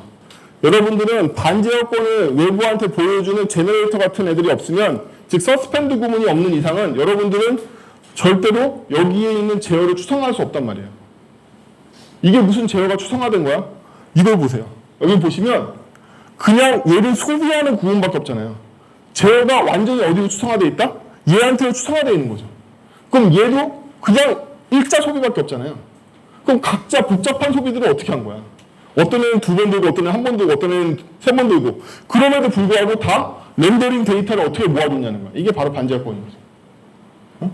내가 이건 무슨 의미냐면 실제로 폴 도는 게 아닌 거죠. 저쪽에서 일을 주는 타이밍을 내가 잡겠다는 것 뿐이잖아. 그럼 일들을 언제 줄 건데, 애들마다 다 다르게 준다는 거예요. 어떤 애는 바로 일들을 때릴 거고, 제너레이터, 스타트 엔드 같은 애들은. 또 어떤 애들은 프라미스 땐 두 번 때린다고 해서 나한테 일들을 줄 거고, 또 어떤 애 URLs는 프라미스 두 번 때린 걸로도 부족해서 폴을 두 번 돌아서 프라미스 두 번 다 때린 걸 합쳐서 배열을 줄 거고. 이런 제어에 대한 추상화가 가능한 이유가 제너레이터 때문에 가능한 거란 말이지. 제너레이터 뭐 때문에? 상대방의 폴도가 멈출 수 있는 서스펜드 때문에 그런 거죠. 원래 싱크 로직은 폴을 돌다가 멈출 방법이 없는 거죠. 왜? 프로그램 적재되면 한 번에 소비되니까. 근데 서스펜드는 이걸 끊을 수 있단 말이야. 그래서 이렇게 됩니다. 이게 현대 언어에서 서스펜드 기능이 없는 언어는 거의 없어요. 다 있습니다. 근데 이거 어디까지 풀어주냐의 차이인 거예요. 자바도 이런 게 있냐고? 있어요. 자바는요, 모든 오브젝트에 wait라는 명령이 있어요. wait라는 메소드가 있는데, 자바는 원래부터 스레드를 고려하고 만들어진 언어라서 어떤 로직이 실행할 때 어떤 스레드가 접근하냐에 따라서 엔트리셋이라는 개념이 있고, 엔트리셋을 통과해서 얘가 들어오게 되면 웨이트셋이라는 개념이 있단 말이에요. 제가 어떤 스레드가 들어왔을 때 실행을 웨이트셋으로 보내버리면 웨이트셋에 있는 애들은 다시 노티파이를 통해서 깨어났을 때 웨이트가 걸린 시점 바로 밑에서부터 시작할 수 있어. 이게 파일문이라면 파일문 중간에 웨이트를 걸었으면 다음번에 노티파이어를 깨어났을 때는 요 걸린 웨이트 밑에 코드부터 실행한단 말이에요. 정확하게. 제너레이터처럼. 그래서 자바에서는 이 코르틴이나 CPS를 구현하려면 웨이트 셋을 이용하는 방법을 구현하면 구현이 된단 말이에요. 실제로 코틀린 코르틴도 자바 버전을 번역될 때는 다 웨이트 셋을 이용하는 형식으로 바뀐단 말이에요. 문법이. 그래서 자바 자체에도 동기 명령이지만 중간에 끊고 다시 시작할 수 있는 서스펜드된 리즘이 아예 언어 수준에서 내장되어 있는 거야. 거의 대부분의 언어들은 다 이 기능을 갖고 있어요. 파이썬도 그렇고. 루비엔 없어요. 어쨌든. 그런 기능이 있다. 없지만 상관없어. 왜냐면 우리 CPS 구현 단계를 보면 함수로 분리되는 이상은 함수를 전인시킬지 말지 우리가 결정할 수 있으니까 CPS가 없는 언어에서는 함수 형태를 이용해서 CPS를 구현하면 그만이에요. 그렇죠? 단지 문법적으로 포문처럼 보이게 만들어지냐 아니냐 이런 차이만 있는 거지 사실은 CPS는 함수형으로 구현하면 무조건 구현이 되는 거죠. 그래서 루비를 포함한 여러 가지 다른 언어에서는 그냥 함수 형태의 CPS를 구현하는 거고요. 여기 우리가 쓰고 있는 문 형태로 CPS를 구현하는데 지원되는 언어들이 특별하게 있는 것뿐이에요. 여러분들도 바벨로 번역하면 뭘로 번역될 것 같아요? 이 구문들이 다 함수를 포함한 그 케이스문, 스위치 케이스문의 함수를 포함한 형태로 다 번역이 된단 말이에요. 그러면 다 된다는 거지. 언어에서 이거 지원하지 않아도 다 된다는 거야. 만들 수 있다는 거지. 번역해서. 그래서 제가 첫 시간에 말한 것처럼 현대 언어들은 어차피 바벨 번역 기능이 있기 때문에 이러한 문법들을 두려워할 필요는 없죠. 그렇죠? 바벨을 어차피 ES5에 맞게 바꿔줄 거니까. 여러분들은 이 개념과 표준을 이용해서 훨씬 더 쉽게 짤 수 있단 말이죠. 그렇죠? 그래서 짜면 됩니다.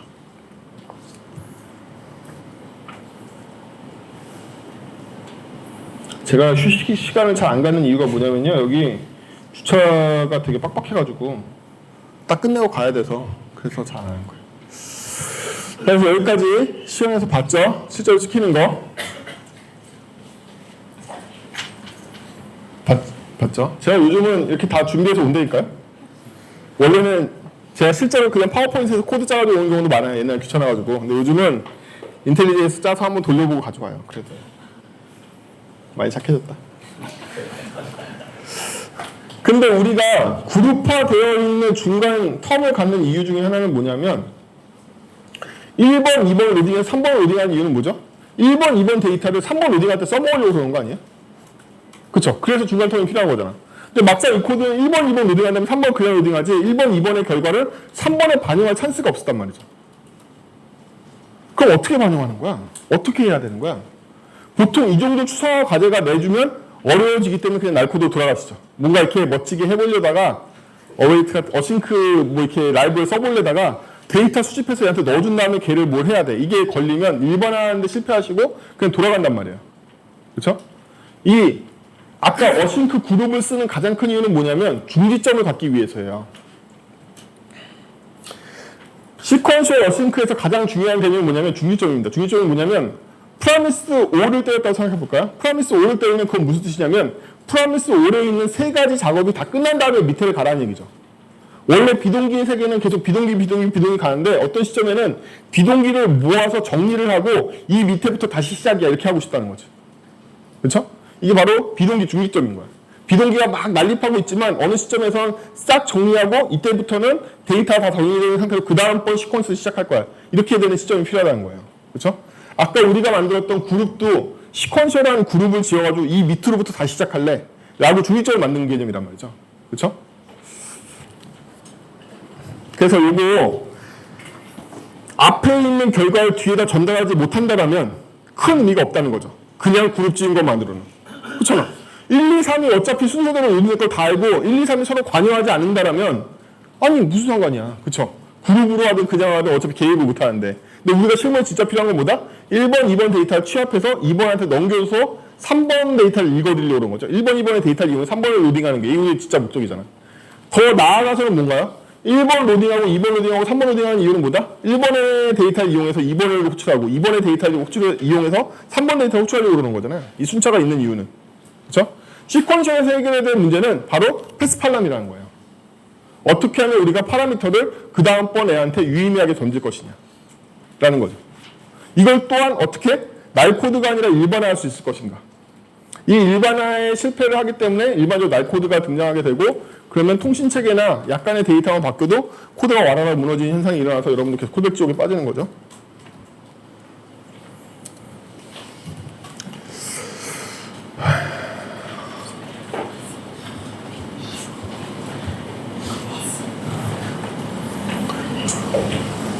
생 제너레이터를 생각해볼까요? 생 제너레이터를 호출해서 이터러블 객체를 만들 때 제너레이터 안에 있는 로직이 참고할 수 있는 어휘는 뭐가 있을까요? 제너레이터로부터 이터레이터를 만들 때 호출할 때 들어오는 인자, 지역 변수 전도겠죠. 그러면 제 제너레이터가 이터러블로 환원되는 순간부터는 환경이 고정이라고 봐야겠죠. 그때 들어와 있는 값으로 고정된 이터러블밖에 못 온단 말이에요. 제가 어떤 제너레이터한테 인자 A를 주고 지역 변수 B가 있는 제너레이터를 만들었다면 그 제너레이터를 호출해서 얻어지는 이터러블은 어떻게 해서 밸류를 리턴하는 간에 A와 B의 의존성 외에는 가질 수 없다는 거죠. 함수형 제너레이터 또는 함수형 어싱크 제너레이터의 한계는 뭐냐면 변화하지 않는 생성 시점의 상태로부터 만들어질 수 있는 가능성만 갖는다는 거예요. 그걸 피하려면 어떻게 해야 되죠? 제너레이터를 매번 새로 생성해서 스코프 형을 잡아주는 수밖에 없겠죠. 어분성 소리인 거죠. 제너레이터는 이터러블을 만드는 그릇 같은 녀석인데 이 그릇을 만드는 함수를 또 만들어야 되잖아요. 스코프를 잡으려면. 그럼 이렇게 안 하는 방법이 뭐가 있느냐? 이렇게 안 하는 방법이 바로 제너레이터가 참고할 수 있는 변수가 뭐밖에 없었다? 인자와 지역 변수밖에 없었는데 이거 두 개 가지고 밸류를 만들어내야 되는데 하나 더 참고할 수 있는 변수를 심어주는 게 바로 메소드형 제너레이터인 거예요. 그럼 얘는 뭘 쓸 수 있냐면 추가적으로 디스를 더 쓸 수 있게 돼요. 제너레이터 안에 디스를 더 쓸 수 있게 되는 제너레이터가 되는 거죠. 그전 제너레이터는 뭐만 쓸 수 있다? 인자와 지역 변수만 쓸 수 있었는데 클래스의 메소드인 제너레이터는 인스턴스인 디스를 추가적으로 사용할 수 있는 애가 되는 거죠. 이 디스가 바로 생성 시점에는 몰랐던 나중에 변화할 수 있는 찬스가 돼요. 그럼 우리는 렌더링 함수한테 넘기는 이터러블 시점에는 이터러블을 만들어서 넘겼으니까 확정이란 말이야. 근데 A를 로딩한 이후에 B가 로딩되기 전에 A의 로딩 결과를 B한테 주고 싶어는 나중에 변화하는 속성인 거잖아요. 나중에 변화하는 속성을 디스의 속성을 잡아줄 수 있다면 함수가 아니라 클래스의 메소드형인 제너레이터들은 디스를 쓸 수 있기 때문에 나중에 변화하는 상태를 받아줄 수가 있단 말이지. 그럼 제너레이터가 동작할 때 인자와 지역 변수뿐만 아니라 그 이후에 변하게 되는 디스 컨텍스트에 따라서 다르게 작동하는 제너레이터를 만들 수가 있다는 거지. 그래서 어싱크 제너레이터만 메소드가 되는 게 아니라 어싱크를 뺀 곱하기 로드 함수라는 메소드형 제너레이터가 원래부터 존재했어요. 2015년부터 계속 존재했던 녀석인데 여기 어싱크만 덧붙인 거죠. 인간의 욕심은 끝이 없고. 그쵸? 그래서 이 코드의 가장 핵심적인 내용은 뭐냐면 얘가 인자도 없고 지역 변수도 없는데 디스를 쓸 수 있다는 점이 바로 기존 거와 굉장히 다른 점인 거죠. 이걸 쓸 수 있다는 게 기존 거와 굉장히 다른 점인 거예요. 앞에까지 다뤘던 모든 이터러블을 생성하는 제너레이터, 그러니까 어싱크 제너레이터든 그냥 제너레이터든 걔네들은 인자와 지역 변수밖에 못 썼는데 얘는 디스를 쓸 수 있다는 게 가장 큰 차이점입니다. 그래서 우리는 이 디스 때문에 더 많은 변화를 일으킬 수가 있다. 제너레이터 내부에서 밸류를 생성하는 로직에 더 많은 변화를 후기 바인딩으로 일으킬 수가 있어. 정기 바인딩은 뭐냐면 생성 당시에 강 바인딩이 되는 걸 얘기해요. 그럼 제너레이터를 원래 만들 때 함수를 호출해서 만들었기 때문에 인자와 지역 변수가 호출한 시점권으로 고정돼서 그것만 가지고 얘는 계속 제너레이터의 밸류를 만들어야 된단 말이지. 영원히. 그러나 얘는 디스 바인딩을 하기 때문에 얘가 호출되는 시점에 따라서 디스의 상태가 달라. 따라서 이 안에 있는 로직은 호출되는 시점에 따라서 다른 밸류 값을 탄생시킬 수 있는 가능성을 갖고 있는 거예요.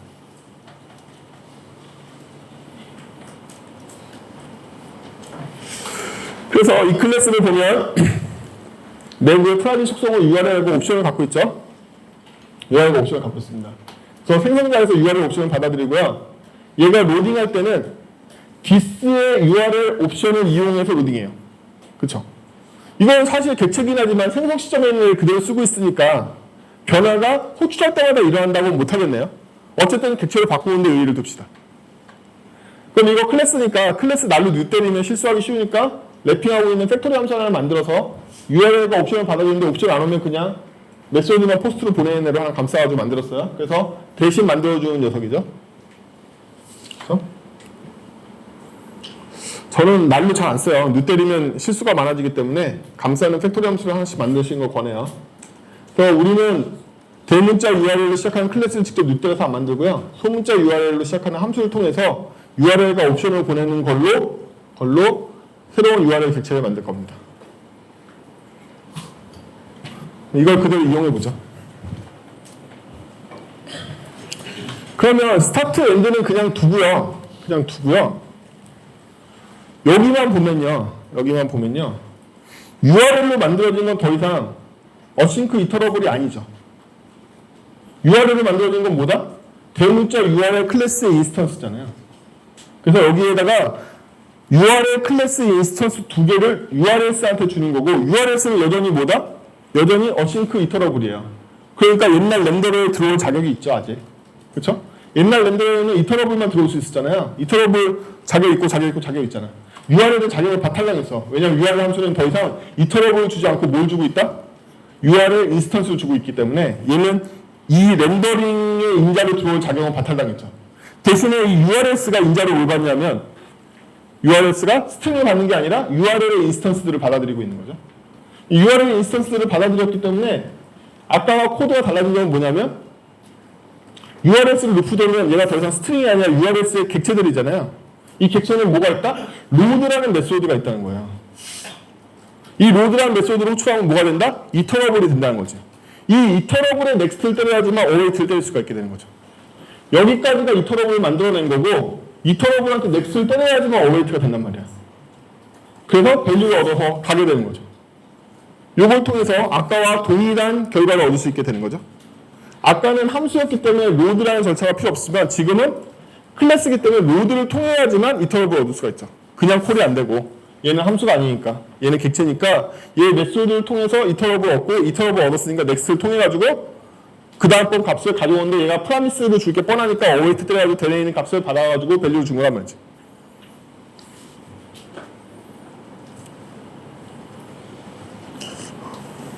모르겠어. 이 사람들의 표정들을 잘 모르겠어. 얼마나 어려워하는지 잘 모르겠어. 한 번도 제너레이터하고 어싱크 어웨이트하고 뭐 이런 거 제대로 써보신 적이 없는 거라고 봐도 돼요. 왜냐하면 제가 시중에 책들을 공부를 들어봤을 때 이걸 진짜 의미와 함께 진짜 실용 예제로 가르치는 책을 본 적이 없어요. 여러분들이 따로 공부하실 방법이 없었겠죠. 그래서 이렇게 쓰는 것 자체도 처음 봤을 테고 이게 왜 쓰는 건지 왜 의미가 있는 건지도 아마 대부분 처음 보신 분들일 거예요. 그래서 오늘도 변함없이 가서 복습 많이 하세요. 답은 그거밖에 없습니다.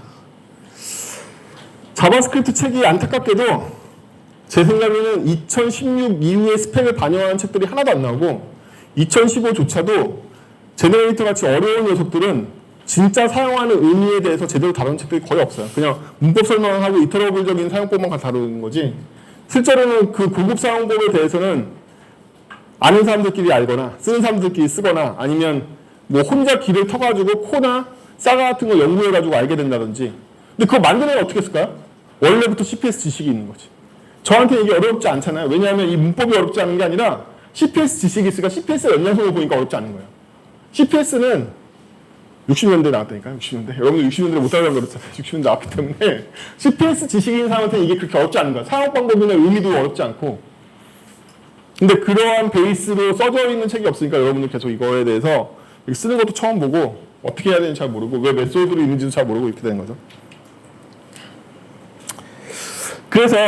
그래서 저기가 옛날에 URL이 직접 어싱크 이터러블을 반환했다고 생각하면 이제는 URL이라는 객체를 반환하는 걸로도 충분히 가능하게 됐다. 하지만 완성판은 아니죠. 완성판은 아니고 우리가 객체를 바꾸는데 경주했던 이유는 뭐다? 디스를 사용할 수 있어서. 우리가 아까 URL을 포기하고 URL 객체를 만든 이유는 뭐냐면 객체에 있는 이터러블 생성기인 제너레이터만이 디스를 사용할 수 있기 때문이에요. 여기서 인스턴스 하나 만들 때마다 각각의 다른 객체가 자기만의 메모리 공간인 디스를 갖고 있기 때문에 다른 가능성을 갖게 된다는 거죠. 그래서 일단 객체를 환원하는 게 이 장표의 목적이었어요. 그래서 우리는 본격적으로 어싱크 이터레이터 클래스를 만들게 될 건데요. 방금 만들었던 건 그냥 연습인 거고 실제로 이런 베이스 클래스를 만들고 싶어요. 이 베이스 클래스의 의미에 대해서 살펴봅시다. 이 베이스 클래스는요, 업데이트라는 인터페이스가 있는데, 그쵸? 추상 클래스에서 기본 구현을 해놨죠? 아무것도 안 하는 기본 구현을. 그렇다는 얘기는 얘는 상속을 받아도 오버라이드를 해도 되고 안 해도 된다는 뜻이에요. 자바스크립트에서. 보통 여러분들이 오픈소스에서 빈 몽쉘을 보시거든 그런 뜻이라고 생각하시면 돼요. 얘는 오버라이드를 해두고만 안 해두고만 선택적이다 라고 보시면 되고요. 선택적이면 반드시 존재를 해야 돼. 왜냐하면 인터페이스로서 외부에서 얘는 업데이트가 있다고 가정할 거니까. 근데 업데이트를 네가 오버라이드 하든 말든 나는 큰 관심 없어. 그에 비해서 자바스크립트에서는 오버라이드를 강제할 수 있는 업스택 같은 키워드가 없기 때문에 보통 이렇게 강제를 합니다. 런타임 강제를 하거든요. 얘는 오버라이드 안 하면 죽어버리겠죠, 호출하면. 예. 그럼 이 A 이터 클래스의 자손들은 다 이 메소드를 갖고 있는 거기 때문에 외부에서 이거 호출했을 때 오버라이드 안 하면 죽는단 말이에요. 이건 필수적으로 오버라이드 해야 되는 거죠. 업스택 같은 녀석이에요. 이렇게 표현을 하는데 이 인터페이스 정의에 따르면 업데이트에 어떤 값을 주면 내가 내 자신을 어떻게 업데이트할지를 결정할 수 있어. 이런 뜻인 거죠. 또한 내가 이 로드라는 행위는 어싱크 이터러블을 무조건 반환할 건데 뭘 반환할지는 내가 알아서 결정하면 돼. 이런 그릇이 되는 무슨 그릇일까요? 앞으로 생 어싱크 이터러블 대신에 쓸 객체인 거죠. 우리는 이제 생 이터러블 객체를 안 쓰고 이 A 이터라는 객체를 쓸 거란 말이에요. 더 이상 렌더러는 생 어싱크 이터러블을 안 받아들이고 이 A 이터의 인스턴스만 받아들일 생각인 거죠. 그래서 추상 클래스를 정의한 거죠. 그럼 URL 클래스 약간만 변경해보면 거의 변화는 없지만 이터를 확장해서 그쵸? URL 옵션은 원래부터 받아들이는 데 있는 거고 자바스크립트는 무조건 상속받으면 슈퍼 호출해야 되는 거죠. 그 다음에 업데이트를 잘 볼까요? 업데이트에서 얘가 제이슨 객체를 받아들이도록 되어 있는데 얘는 이 제이슨 객체를 받아들여서 제이슨 객체가 실제로 존재하는 거라면 나의 옵션에 있는 바디 값을 이걸로 바꿀 거야. 이게 바로 패치 객체에서 URL 통신을 할 때 바디에 통으로 제이슨을 보내는 방법이잖아요. 그렇죠? MDN 유징 패치에 보면 이런 코드가 나와요. 이런 코드가 나옵니다. 이해하시죠? 여기. 그래서 외부에서 어떤 값을 주면 난 이 값을 뭘로 쓸 거다? 나중에 리퀘스트 날릴 때 바디로 쓸 거야. 이런 뜻인 거죠. 여기는 어떤가요? 이 로고는 제가 이따가 바디를 추적하려고 로고를 찍어 놓은 거고요. 그렇죠? 여기는 보면 패치할 때 URL과 옵션을 보내는 건 똑같지만 디스 옵션이 레이지 바인딩이기 때문에 업데이트 이후에 얘를 했느냐, 업데이트 이전에 얘를 했느냐가 여기가 달라진다는 거야. 응? 내가 업데이트를 안 하고 보냈으면 처음에 봤던 옵션과 그대로겠지. 바디가 없는. 하지만 중간에 업데이트를 계속 때렸다면 업데이트한 것 때문에 바디 값이 달라진 요청이 날아갈 거란 말이지. 이게 바로 디스 파워인 거죠. 디스가 레이지 바인딩을 하기 때문에 이후에 상태가 변한 다음에 로드를 호출했냐 아니냐에 따라서 다른 이터러블이 나온다.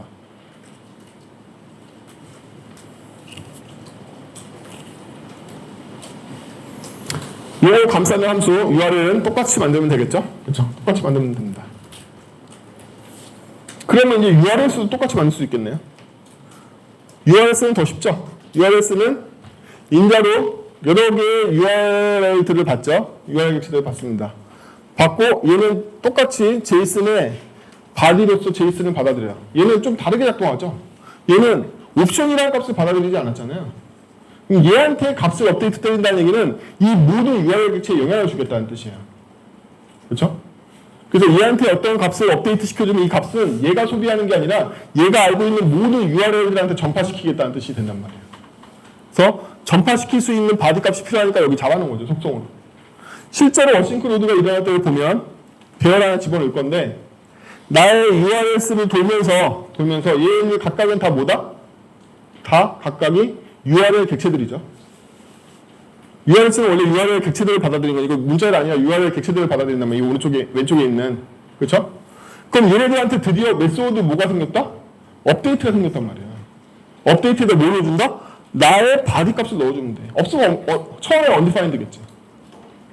그렇죠? 그럼 얘가 알고 있는 값을 얘네들한테 전파시킬 수 있는 거죠. 전파시킨 이후에 제가 로드를 때렸기 때문에 바디에 반영된단 말이에요. 응? 이게 URLs가 하는 일이에요.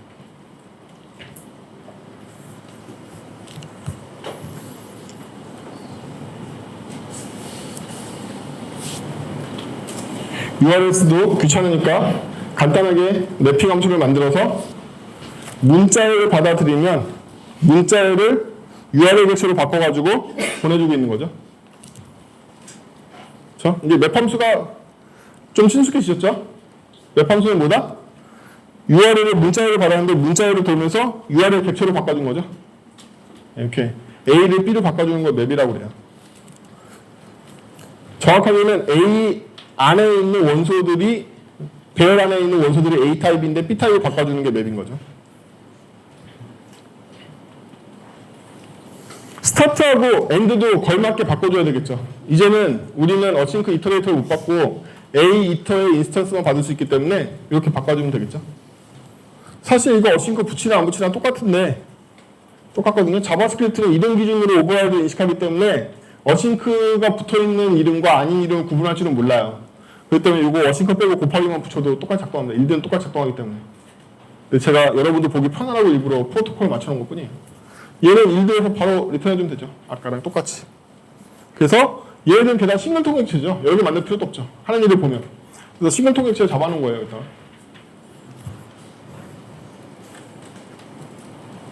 그러면 데이터 로드는 어떻게 소진되느냐? 데이터 로드는 뭘 받는다? 이제 A 이터의 인스턴스들을 받게 되는 거죠.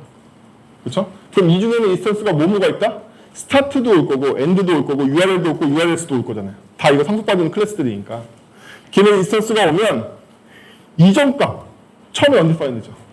이전값. 이게 되게 중요해. 이전값을 어떻게 얻는다? 이터를 업데이트할 때 이전값을 먼저 해주고 그 다음에 로드 넥스트를 때리는 거죠. 로드 넥스트를 때려. 이게 새로운 이전값이 돼서 일들을 보낼 때 이전값을 보내주는 거죠. 한 번 로딩하면 그 로딩한 값이 이전값이 돼서 그 다음번 이터레이터 객체한테 넘어간단 말이에요. 얘가 계속. 응? 이게 바로 마법인 거죠. 그래서 이걸 일반화된 제어호를 만들려면 이렇게 보다 깊은 이터레이터에 대한 이해가 필요합니다. 그렇죠? 이렇게 되는 거예요. 이게 다시 새로운 값이 되고 이 값이 객체한테 업데이트가 되고 또 루프되면 그 다음번 객체한테 루프되고 이게 우리가 원하는 값이잖아요.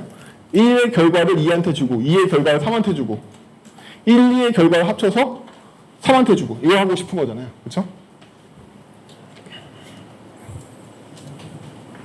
그래서 실제로 렌더는 그냥 받아들여서 돌리면 끝나는 거죠. 콘솔 로고 때리면 됩니다. 실제로 렌더 함수는 얘가 싱글 통일체니까 스타트엔드 그냥 인스턴스 보내면 되고요. 여기다 URL 쓰고 URL 보내면 되는 거죠. 이렇게. 그렇죠? 뚱뚱. 그래서 더 내려가 보면 F11번에서 간단하게 URL 클래스를 만들어 봤죠. 여기. 그렇죠? 간단한 URL 클래스를 만들어 봤고요. 좀 더 내려가서 F12번에서 보면 이제 A이터 클래스를 만들었고 A이터 클래스를 베이스로 URL 클래스 만들고 URLs 클래스 만들고 그렇죠? 마지막으로 스타트하고 엔드 만들어서 싱글 통일체 잡아주고 데이터 로더가 프리비어스 값을 갱신해서 이 프리비어스 값을 다음번 A이터 객체한테 업데이트로 날려주는 거죠. 어떻게 업데이트 할지는 제 관심사가 아니에요. 각각 클래스가 알아서 업데이트 하겠지. 그렇죠? 제 관심사는 인터페이스 수준이기 때문에 업데이트한테 이전 값을 줬다까지가 얘의 책임의 끝이란 말이죠. 그 값을 어떻게 이용할지는 각각 클래스가 업데이트를 어떻게 오버라이드 했냐에 달려있겠지. 제 관심사가 아니라는 거죠. 그렇죠? 그래서 렌더가 처리되고요. 마지막으로 렌더 이렇게 들어갑니다. 이게 몇 번이지? F 몇 번이냐? 12번. 근데 제가 이걸 일부러 여러분들한테 뭘 보여주고 싶었냐면 실제로 값이 잘 반영돼? 이걸 보여주고 싶었기 때문에 여기에 이게 있는 거죠. 이거 무슨 코드다? 현재 나의 옵션의 발휘 값은 뭐가 들어있을까? 이걸로 내가 요청을 보낼 거니까 이렇게. 요거 여기서 그래서 일부러 URL 쪽에 찍어보는 거예요.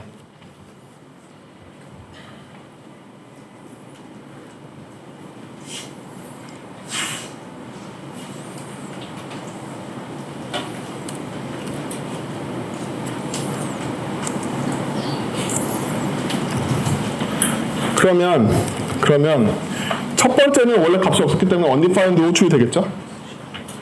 그렇죠? URL 누가 보낸 거냐면 URLs가 먼저 작동했기 때문에 URLs가 최초에 보낼 때는 자기 업데이트한 값이 없기 때문에 각각의 URL들이 작동할 때 undefined로 자기의 바디 값을 보고하게 된단 말이에요.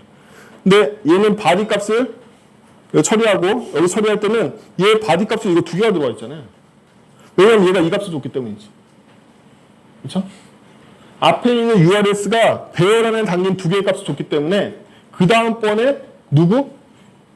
URL 3번 3.js를 호출할 때는 걔 리퀘스트 바디 값 안에 얘를 반영할 수 있게 된단 말이죠.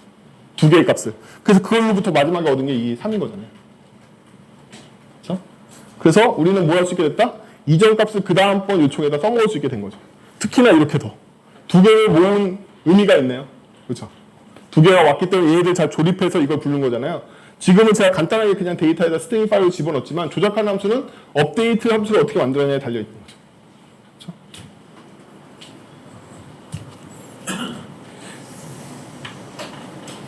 좀 더 확실하게 알게 코드를 찾고.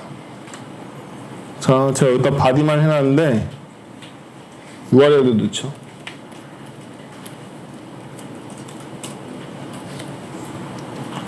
이렇게 하고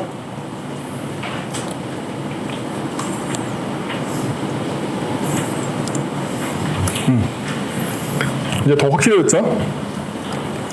첫 번째 이 제이슨 들어왔을 때 보면 바디에 들어온 값이 로드 스타트죠. 그렇죠? 1.json, 2.json 둘 다 요청하기 전에 로드 스타트가 들어와 있는 이유는 뭐냐면 앞에 있는 로드 스타트가 일부러 로드 스타트를 반영했기 때문에 제가 이 두 개의 값을 URLs가 둘 다 반영해 주라고 시켰잖아요. 시켰잖아. 사람들이 말이야. 응? 내가 URLs에 앞에 값에서 업데이트가 들어온 게 있으면 각각 URL한테 다 반영하라고 시켰단 말이지. 그럼 앞에 값이 뭐냐면 앞에 값이 처음에 스타트가 시작했으니까 로드 스타트 값이 앞에 값이란 말이에요. 순서상으로 보면 로드 스타트 값을 누가 받았다? URLs가 받아들였단 말이지. 업데이트를 통해서. 걔는 업데이트를 통해서 받은 값을 어디다 반영했다? 각각의 지가 알고 있는 URL 객체들한테 반영했단 말이에요. 이렇게 여기서. 그러니까 얘가 1.json과 2.json 로딩하는 URL 객체를 실행할 때 먼저 바디 값에 로드 스타트가 반영된 상태로 얘네들을 로딩을 1, 2번을 때릴 거 아니에요. 그거를 결과를 보면 이거라고 로드 스타트 앞 단계는 먼저 실행된 스타트가 실행해서 이거는 그 렌더에 있는 콘솔에 호출된 거고요. 이거 덕분에 그 콘솔에 호출되면서 프리비어스 값이 뭐였다? 로드 스타트 값이 프리비어스 값인데 이게 누구한테 반영됐다? 업데이트 URLs한테 반영된 거란 말이죠. 그럼 업데이트 URLs에 반영되어 있는 로드 스타트 값을 누구누구한테 반영했냐면 1.json하고 2.json한테 반영한 거잖아요. 바디로. 바디로 반영했단 말이야. 지가 받아온 값을 여기다 반영한 거야. 그래서 제가 이 값을 두 개 얻었더니 이 두 개의 메소드, 이게 다시 렌더에서 콘솔에 출력해 준 거란 말이죠. 그리고 나서 URL 객체가 3.js를 로딩할 거란 말이죠.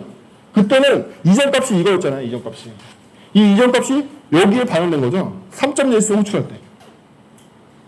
이전 값이 계속 그 다음번 값한테 반영되고 있는 거란 말이죠. 그리고 마지막에 엔드 값은 이제 로드를 안 하니까 여기 로드 함수가 없어서 안 나오는 거죠. 그렇죠? 그래서 이걸 통하면 우리가 업데이트 함수를 어떻게 짰냐에 따라서 이전 값을 어떻게 그 다음번 값을 이용할지를 결정할 수 있게 되고, 특히나 그룹으로 묶어주면 그룹 값이 그 다음번에 들어오기 때문에 이 그룹 값을 이용해서 새로운 리퀘스트 바디를 만들어낼 수 있게 되는 거죠. 우리가 필요하면 뭐만 하면 된다? A 이터에 상속받은 클래스들을 계속 만들어내면 되겠죠. 그럼 코드는 계속 분산되고 제어는 역전되고, 제어 센터는 다 어디로? 렌더하고 데이터 로드로 다 몰려져 있고, 거기에 제어 부분도 한 개도 안 바꾸고 다 클래스에서 뭐만 로드 함수만 바꿔주면 다 처리가 되겠죠.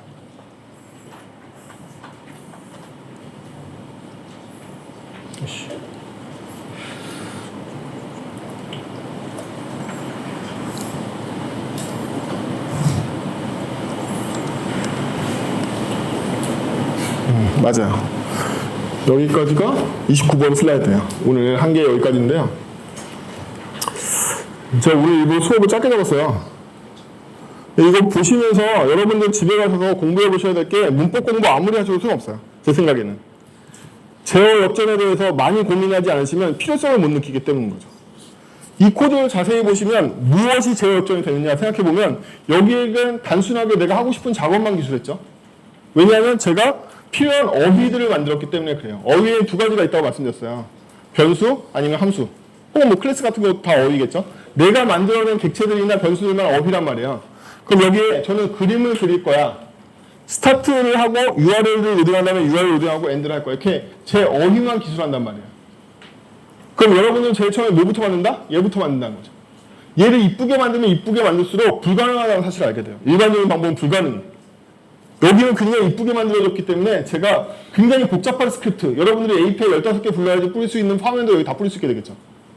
쉬우니까. 게다가 유지보수 굉장히 편하죠. 그래서 여기 어휘를 먼저 구성하시면 이 어휘를 첫 번째 단계에서 렌더에 소비할 거란 말이에요. 그렇죠? 그럼 이 렌더가 소비하는 과정을 복잡해지면 제 어휘가 바뀌기 때문에 여기를 수정하는 수고가 들어버리겠죠? 그렇기 때문에 여기를 단순화하려면 제어 위임에 성공해야 돼요. 반드시. 얘마다 다 복잡한 제어를 할 텐데 제어 위임에 성공하지 않으면 이 코드를 다 유지보수해야 된다는 거죠. 이 안에 복잡한 if문, 포문, 다중포문 이런 게 들어갈 거란 말이죠. 근데 우리가 제어 위임에 성공했다는 얘기는 뭐냐면 여기 들어오는 각각의 객체한테 위임할 수 있다는 뜻이에요. 그럼 원래는 메소드 같은 걸 불러서 위임을 하고 프라임스 객체를 바꿔라 이렇게 하는데 그거 전부 다 누구한테 의존하고 있다? 표준 프로토콜인 어싱크 함수한테 위임하고 있단 말이에요. 이것만으로 다 책임이 위임돼. 왜? 얘는 무조건 어싱크이기 때문에 어웨이트를 내가 때리려면 프라미스를 리턴해야 된다는 강제 조항사항이 들어간단 말이에요. 게다가 어싱크에서 이 for o브를 사용하게 되면 이터러블이라는 조건도 강제된단 말이죠. 그래서 얘가 어떤 함수인지 크게 신경 쓰지 않아도 구현이 된단 말이에요. 그러면 자바스크립트 같은 언어는 이미 뭘 한 거다? 여기에서 예쁜 문법을 쓰려고 제어 위임을 일으키고 이 안에서 복잡한 if문을 쓰지 않기 위해서 제어하는 구조를 위임하고 싶은데 위임하는 형태는 이미 언어적으로 확정지은 거야. 여러분이 딴 걸 만들어봐야 괜히 수고스럽게 비슷한 걸 만드는 거야. 이 언어는 이게 이미 확정인 거야. 어웨이트와 오브를 쓰는 이 이터러블과 대기를 타는 어싱크 어웨이트 구문이 이미 언어 안에 확정이란 말이에요. 이걸로 쓰는 게 훨씬 더 편한 거죠. 언어가 지원하니까. 그러면 여기 들어가 있는 하나하나의 요소들이 다 뭘 받았다? 위임을 처리할 수 있게끔 받아주는 거란 말이죠. 그래서 얘는 복잡하게 신경 쓰고 싶지 않아.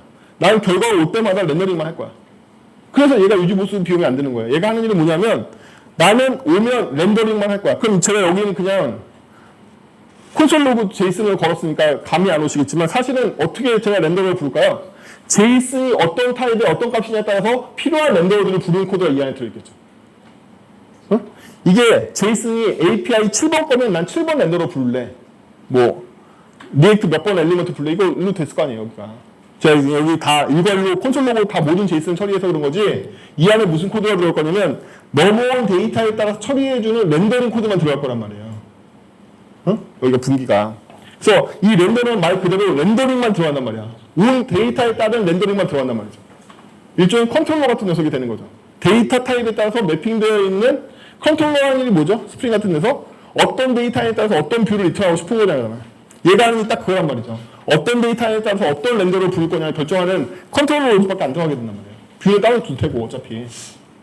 그럼 얘는 제어에 대해서 자유롭게 이터러블을 돌면서 그냥 거기에 해당되는 어떻게 제이슨이 왔는지 궁금하지도 않아.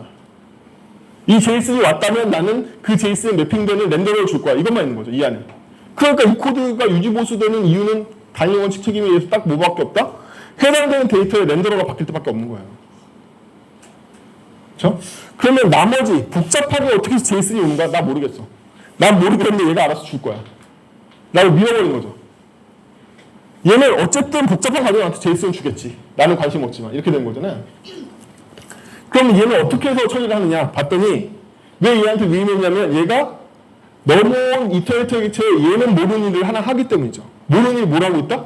이전 값을 다음 이터레이터한테 주는 값 이거 하나에 처리할 줄 안단 말이에요. 그래서 위임한 거야. 렌더러는 이 프리비어스 로직도 이 안에 두기가 싫은 거예요. 그리고 어싱크 이터레이터 이 클래스 인스턴스도 알고 싶지 않아. 나는. 그럼 이 렌더러 로직을 보시면 순수하게 뭐만 있다? 이터레이터와 어싱크 어웨이트 로직 외에는 안 들어있어. 언어 스펙 외에는 안 들어있는 거예요. 의존성 제로란 말이지. 그렇다는 얘기는 얘네들의 특이성은 다 누가 감췄다? 얘가 감춘 거예요. 표준 인터페이스 리턴했으니까. 그래서 이 안에서 핵심적으로 바라봐야 될 건 뭐냐면 렌더링만 있다가 아니라 이 안에 어떠한 커스텀 클래스에 대한 타입 의존성이 없다는 거예요. 이 타입의 의존성을 다 얘가 먹어버렸으니까. 여기에는 언어 표준밖에 안 남은 거죠. 그렇죠? 언어 표준 스펙밖에 안 남았단 말이야. 이 값은 뭔데? 값이야 그냥. 이 언어 표준에 의해서 도출되는 순수한 값이란 말이지. 이 값을 어떻게 소비할지만 결정해주면 되는 거야. 그럼 데이터 로드는 뭐라는 애냐? 구체적으로 얘기하자면 A2라는 저 클래스 형들을 어떻게 해서 표준형으로 바꿔주는지에 대한 책임을 지고 있는 녀석이란 말이야. 필터란 말이지. 변환 필터. 그럼 이 타입들에 따라서 이 필터는 다 바뀔 수 있겠지만 어차피 렌더가 바깥쪽에서 무슨 역할을 하고 있다? 이 20장 역할을 하고 있잖아요. 다른 애들 하나 노출 안 해도 렌더만 쓰고 있었지. 바깥쪽에서 렌더밖에 모른단 말이에요. 얘는 전부 다 인터널 클래스라서 바깥쪽에 노출되는 건 딱 렌더 하나란 말이야. 응? 그럼 렌더가 받아온 애들이 어떻게 처리할지를 렌더가 알고 싶지 않은 거야. 알고 싶지 않기 때문에 넘긴 거죠. 얘한테로. 얘가 하는 거죠. 진짜로는. 저 에디터를 어떻게 다룰지 얘가 알고 있는 거야. 얘가 무슨 지식이 있죠? 에디터에 대해서. 업데이트라는 지식도 있네요. 로드라는 지식도 있네요. 다 얘가 갖고 있는 거죠. 따라서 이 클래스가 변화되면 에디터라는 클래스가 변화되면 누가 변화된다? 얘가 변화되는 거지 렌더는 여전히 안 건드린단 말이에요. 우리한테 가장 복잡한 게 뭐야? 렌더란 말이지. 어떤 데이터가 어떤 뷰에 매핑되냐는 렌더 로직이 하나도 안 건드리게 된단 말이지. 그렇죠? 이거의 변화는 오직 누구한테 영향을 끼친다? 여기에만 영향을 끼친단 말이에요. 왜? 얘만 업데이트, 로드 같은 지식이 있지 얘한테는 없거든. 그래서 이 함수 한번 더 있는 거야. 이거를 렌더한테 이거 로드 비슷할 것 같은데 왜 굳이 이걸 호출해서 다시 이터레이터를 또 던지? 이 지식을 분리하기 위해서 그런 거예요. 그래서 얘는 패싱 의존성이라고 해서 얘가 들어오기 때문에 얘한테 의존성이 있지만 얘가 받잖아요, 이런 애들을. 에이터를 받아들이니까 간접적인 의존성이 있지만 얘는 실제로 내부에서 소비를 안 하고 패싱하기 때문에 얘는 의존성이 거의 없다고 봐야 되겠죠. 얘가 의존성을 가져간 거란 말이지. 그래요. 그래서 여기 이 객체들의 인스턴스들이 자식 인스턴스를 쭉 오면 얘가 하는 일이 두 가지라는 거예요. 얘에 대한 지식들을 이용해서 프로세스를 처리하는 지식들이 있고 두 번째는 프리비어스라는 상태를 관리해주는 상태를 패싱해주는 이 역할을 두 가지를 해주고 있단 말이죠. 그래서 우리가 프리비어스 정책을 이렇게 쓰고 싶지 않아. 예를 들면 모든 걸 프리비어스 배열에 1번을 로딩하면 1번도 넣어놓고 2번 로딩하면 1번, 2번 다 넣고 3번 로딩하면 1, 2, 3을 다 넣어서 그 다음 번 애한테는 계속 누적된 걸 다 주고 싶어. 이럴 수도 있잖아요. 앞에 것만 주는 게 아니라 누적된 걸 다 주고 싶어. 그러면 이 정책을 뭘로 바꾸면 된다? 여기 프리비어스를 푸시로 바꾸고 얘를 배열로 바꿔주면 될 거 아니야. 이러한 프리비어스 정책과 이터레이터 객체를 사용하는 우리 클래스를 사용하는 지식 이 두 가지를 얘한테 밀어버린 거죠. 렌더는 그거 외에도 할 일이 많으니까. 데이터별 렌더를 매핑하는 일만 해도 얘한테는 할 일이 많단 말이야. 설계란 뭐다? 코드의 배치. 코드는 사라지지 않아. 단지 우리는 코드를 어떻게 배치하고 싶다? 그 코드를 바꾸는 섹션의 이유를 하나로 만들고 싶어. 그게 설계예요. 이 복잡한 언어의 시스템을 쓰는 이유는 다 설계 때문인데 설계의 이유는 뭐냐면 코드가 수정하는 원인을 하나로 바꾸고 싶단 말이야. 이제 이 코드는 뭐만? 데이터에 따른 렌더링 매칭만 이 코드를 바꿀 수 있는 원인이 된 거죠. 그렇죠? 이 코드를 바꾸는 이유는 뭐다? 각각의 이터러블이 어떻게 값을 주는지는 관심 없고 얘에 대한 프리비어스 정책과 얘에 대한 인터페이스 지식을 소유하려고 사용하려고 실제적으로 A 이터에 대한 호스트 코드 즉 클라이언트 코드는 여기가 되는 거죠. 그 역할만 수행하고 있는 거죠. 그래서 얘가 이 안에서 처리를 하는데 이 안에서 다시 뭘 했다? 다시 위임한 거죠. 어떻게?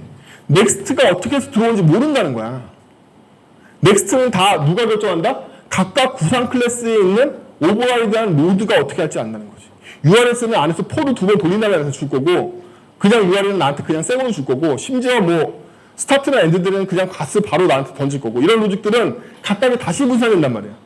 그러면 이 안에서는 전체적으로 어떤 A 이터 수준의 인터페이스 통신만 하는 거지 각각의 구상 처리들은 얘가 안 해. 그럼 이 코드는 다 어디로 갔다? URL과 URS로 간 거죠. 응? 각각이 해야 될 일은 다 일로 와버린 거예요. 그쵸? 여기하고 여기로 오는 거야. 그러면 뭐가 달라지냐면 이게 다 도와주지 않았더라면 여러분들은 어떻게 짜냐면 렌더 함수에 거대한 3단 if를 짜게 되는 거죠. 그쵸? 거대한 3단 if를 짰을 거란 말이지. 지금은 if가 다 벗겨진 해야 될 이름만 나오게 된단 말이에요. if 모일 때, if 모일 때, if 모일 때가 다 없어지고 뭘로 바뀌었다? 각각의 타입으로 바뀌어버린 거죠. 얘는 URL이라는 타입이고 쟤는 URS라는 타입이고 쟤는 스타트라는 타입이고 쟤는 엔드라는 타입이야. 타입으로 바뀌고 타입별로 바꾸고 있는 메소드도 바뀌었기 때문에 그게 전략 패턴이야. 어쨌든 그 바뀌었기 때문에 얘네들은 이 부분이 한꺼풀씩 벗겨진단 말이에요. 그렇죠? 그래서 URL이 처리하는 건 이렇게 처리되고 URS가 처리되는 건 이렇게 처리돼서 각각의 사정이 요만큼 자기가 커버해야 되는 커버리지만큼만 소유하게 된 거죠. 무식한 if 부분이나 스위치 분기가 없이. 그래서 코드의 배치를 위해서 처리를 하고 싶은데 여러분들 코드 배치를 해보시면 함수 객체로 넘기지 않는 이상은 뭐가 문제냐면 제어를 위임할 수가 없다는 거예요. 일반적으로는. 그 제어가 특별히 더 제어가 마음대로 되는 경우에는 더 힘들어. 비지터 객체 같은 경우에는 비지터 패턴을 사용하시면 제어를 역전할 때 비지터가 흐르는 메소드를 확정 짓고서 위임할 수밖에 없단 말이야. 응? 만약 그렇게 하고 싶지 않다면 이렇게 해서 전략 객체를 다시 분사해 주는 수밖에 없는 거죠. 근데 그때 제어 역전을 할 때 이 제어 부분들을 바꾸어서 주면 아까 처음에 얘기했던 어레이의 메소드 같은 일들이 생긴단 말이야. 어레이 메소드들이 무슨 일이 생긴다? 필터 걸면 와라락 한 바퀴 다 돌아서 필트를 건 객체를 만들어내고 그 다음번에 다시 소트를 주면 와라락 한 바퀴 도는 소트 객체를 만들어내고 맵을 주면 또 와라락 한 바퀴 도는 맵을 만들어낸단 말이야. 그때마다 다 새로 만들어내는 거죠. 근데 얘는 지연을 통해서 그러한 비효율성을 제거할 수 있단 말이지. 얘가 포 돌다가 3개만큼만 돌고 멈추고 얘가 포 돌다가 4개만큼만 돌다 멈추고 그 다음번 지연해서 또 실행하고 이게 된단 말이에요. 한 번만 루프 된단 말이지. 그래서 이런 복잡한 구조물을 만들었음에도 불구하고 얘가 훨씬 더 빨라진단 말이에요. 규모가 커지면. 루프가 훨씬 더 적게 돌기 때문에. 그래서 다른 언어에서는 잘 안 되고 복잡한 구조를 써야 되는 게 자바스크립트에서는 제어 측 위임까지도 제어 포인트를 바깥으로 뺄 수 있는 일드가 있기 때문에 손쉽게 위임이 된다. 더 어렵죠. 분명히. 저번 주보다 더 어려울 거야. 하지만 이게 자바스크립트 언어 문법의 스펙이고 이걸 쓰는 방법이에요. 그래서 저희가 저번 주 것과 이번 주 것에 합치면 어떻게 되냐면 CPS의 내부 원리는 저번 주에서 배울 수 있고요. 이번 주에서는 그 CPS 내부 원리를 감싼 문법으로 진행하고 있는 애들을 어떻게 더 추상해서 쓸 건가에 대해서 배울 수 있고 다음 주에는 저희가 프라미스를 좀 더 추상화해서 다음 주 예고했잖아요. 패러렐로 처리를 해야 될 거 아니야. 그럼 여러분들은 이번 주에 배운 어싱크 어웨이트의 내부 작동에 대해서 얘를 알게 된 거잖아요. 이렇게 쓴다는 걸. 그렇죠?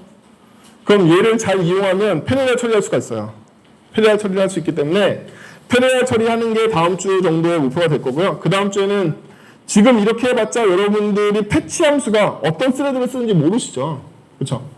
자바스크립트 내부에는 자바스크립트 브라우저 엔진마다 다르긴 한데 보통 네트워크를 처리해주는 백그라운드 스레드가 3개 정도 돌아요. 그래서 여러분들 패치를 돌리시면 이게 메인 스레드 도는 게 아니라 백그라운드 네트워크 스레드라는 게 떠가지고 걔가 처리를 해준 다음에 다시 콜백에다 보고를 해가지고 들어온단 말이에요. 그럼 내가 쓰는 스레드를 내가 결정할 수 없고 어떤 애가 내부 백그라운드에서 처리한 다음에 보고되는지도 알 수 없잖아요. 이걸 이제 워커 스레드, 웹 워커하고 우리 배웠던 그 동기화 객체, 쉐어드 오브젝트하고 그걸 이용해서 우리가 통제할 수 있는 스레드 풀로 바꿔주는 작업을 할 거란 말이죠. 뭐였지? 거기까지 갈 수 있을지 모르겠다.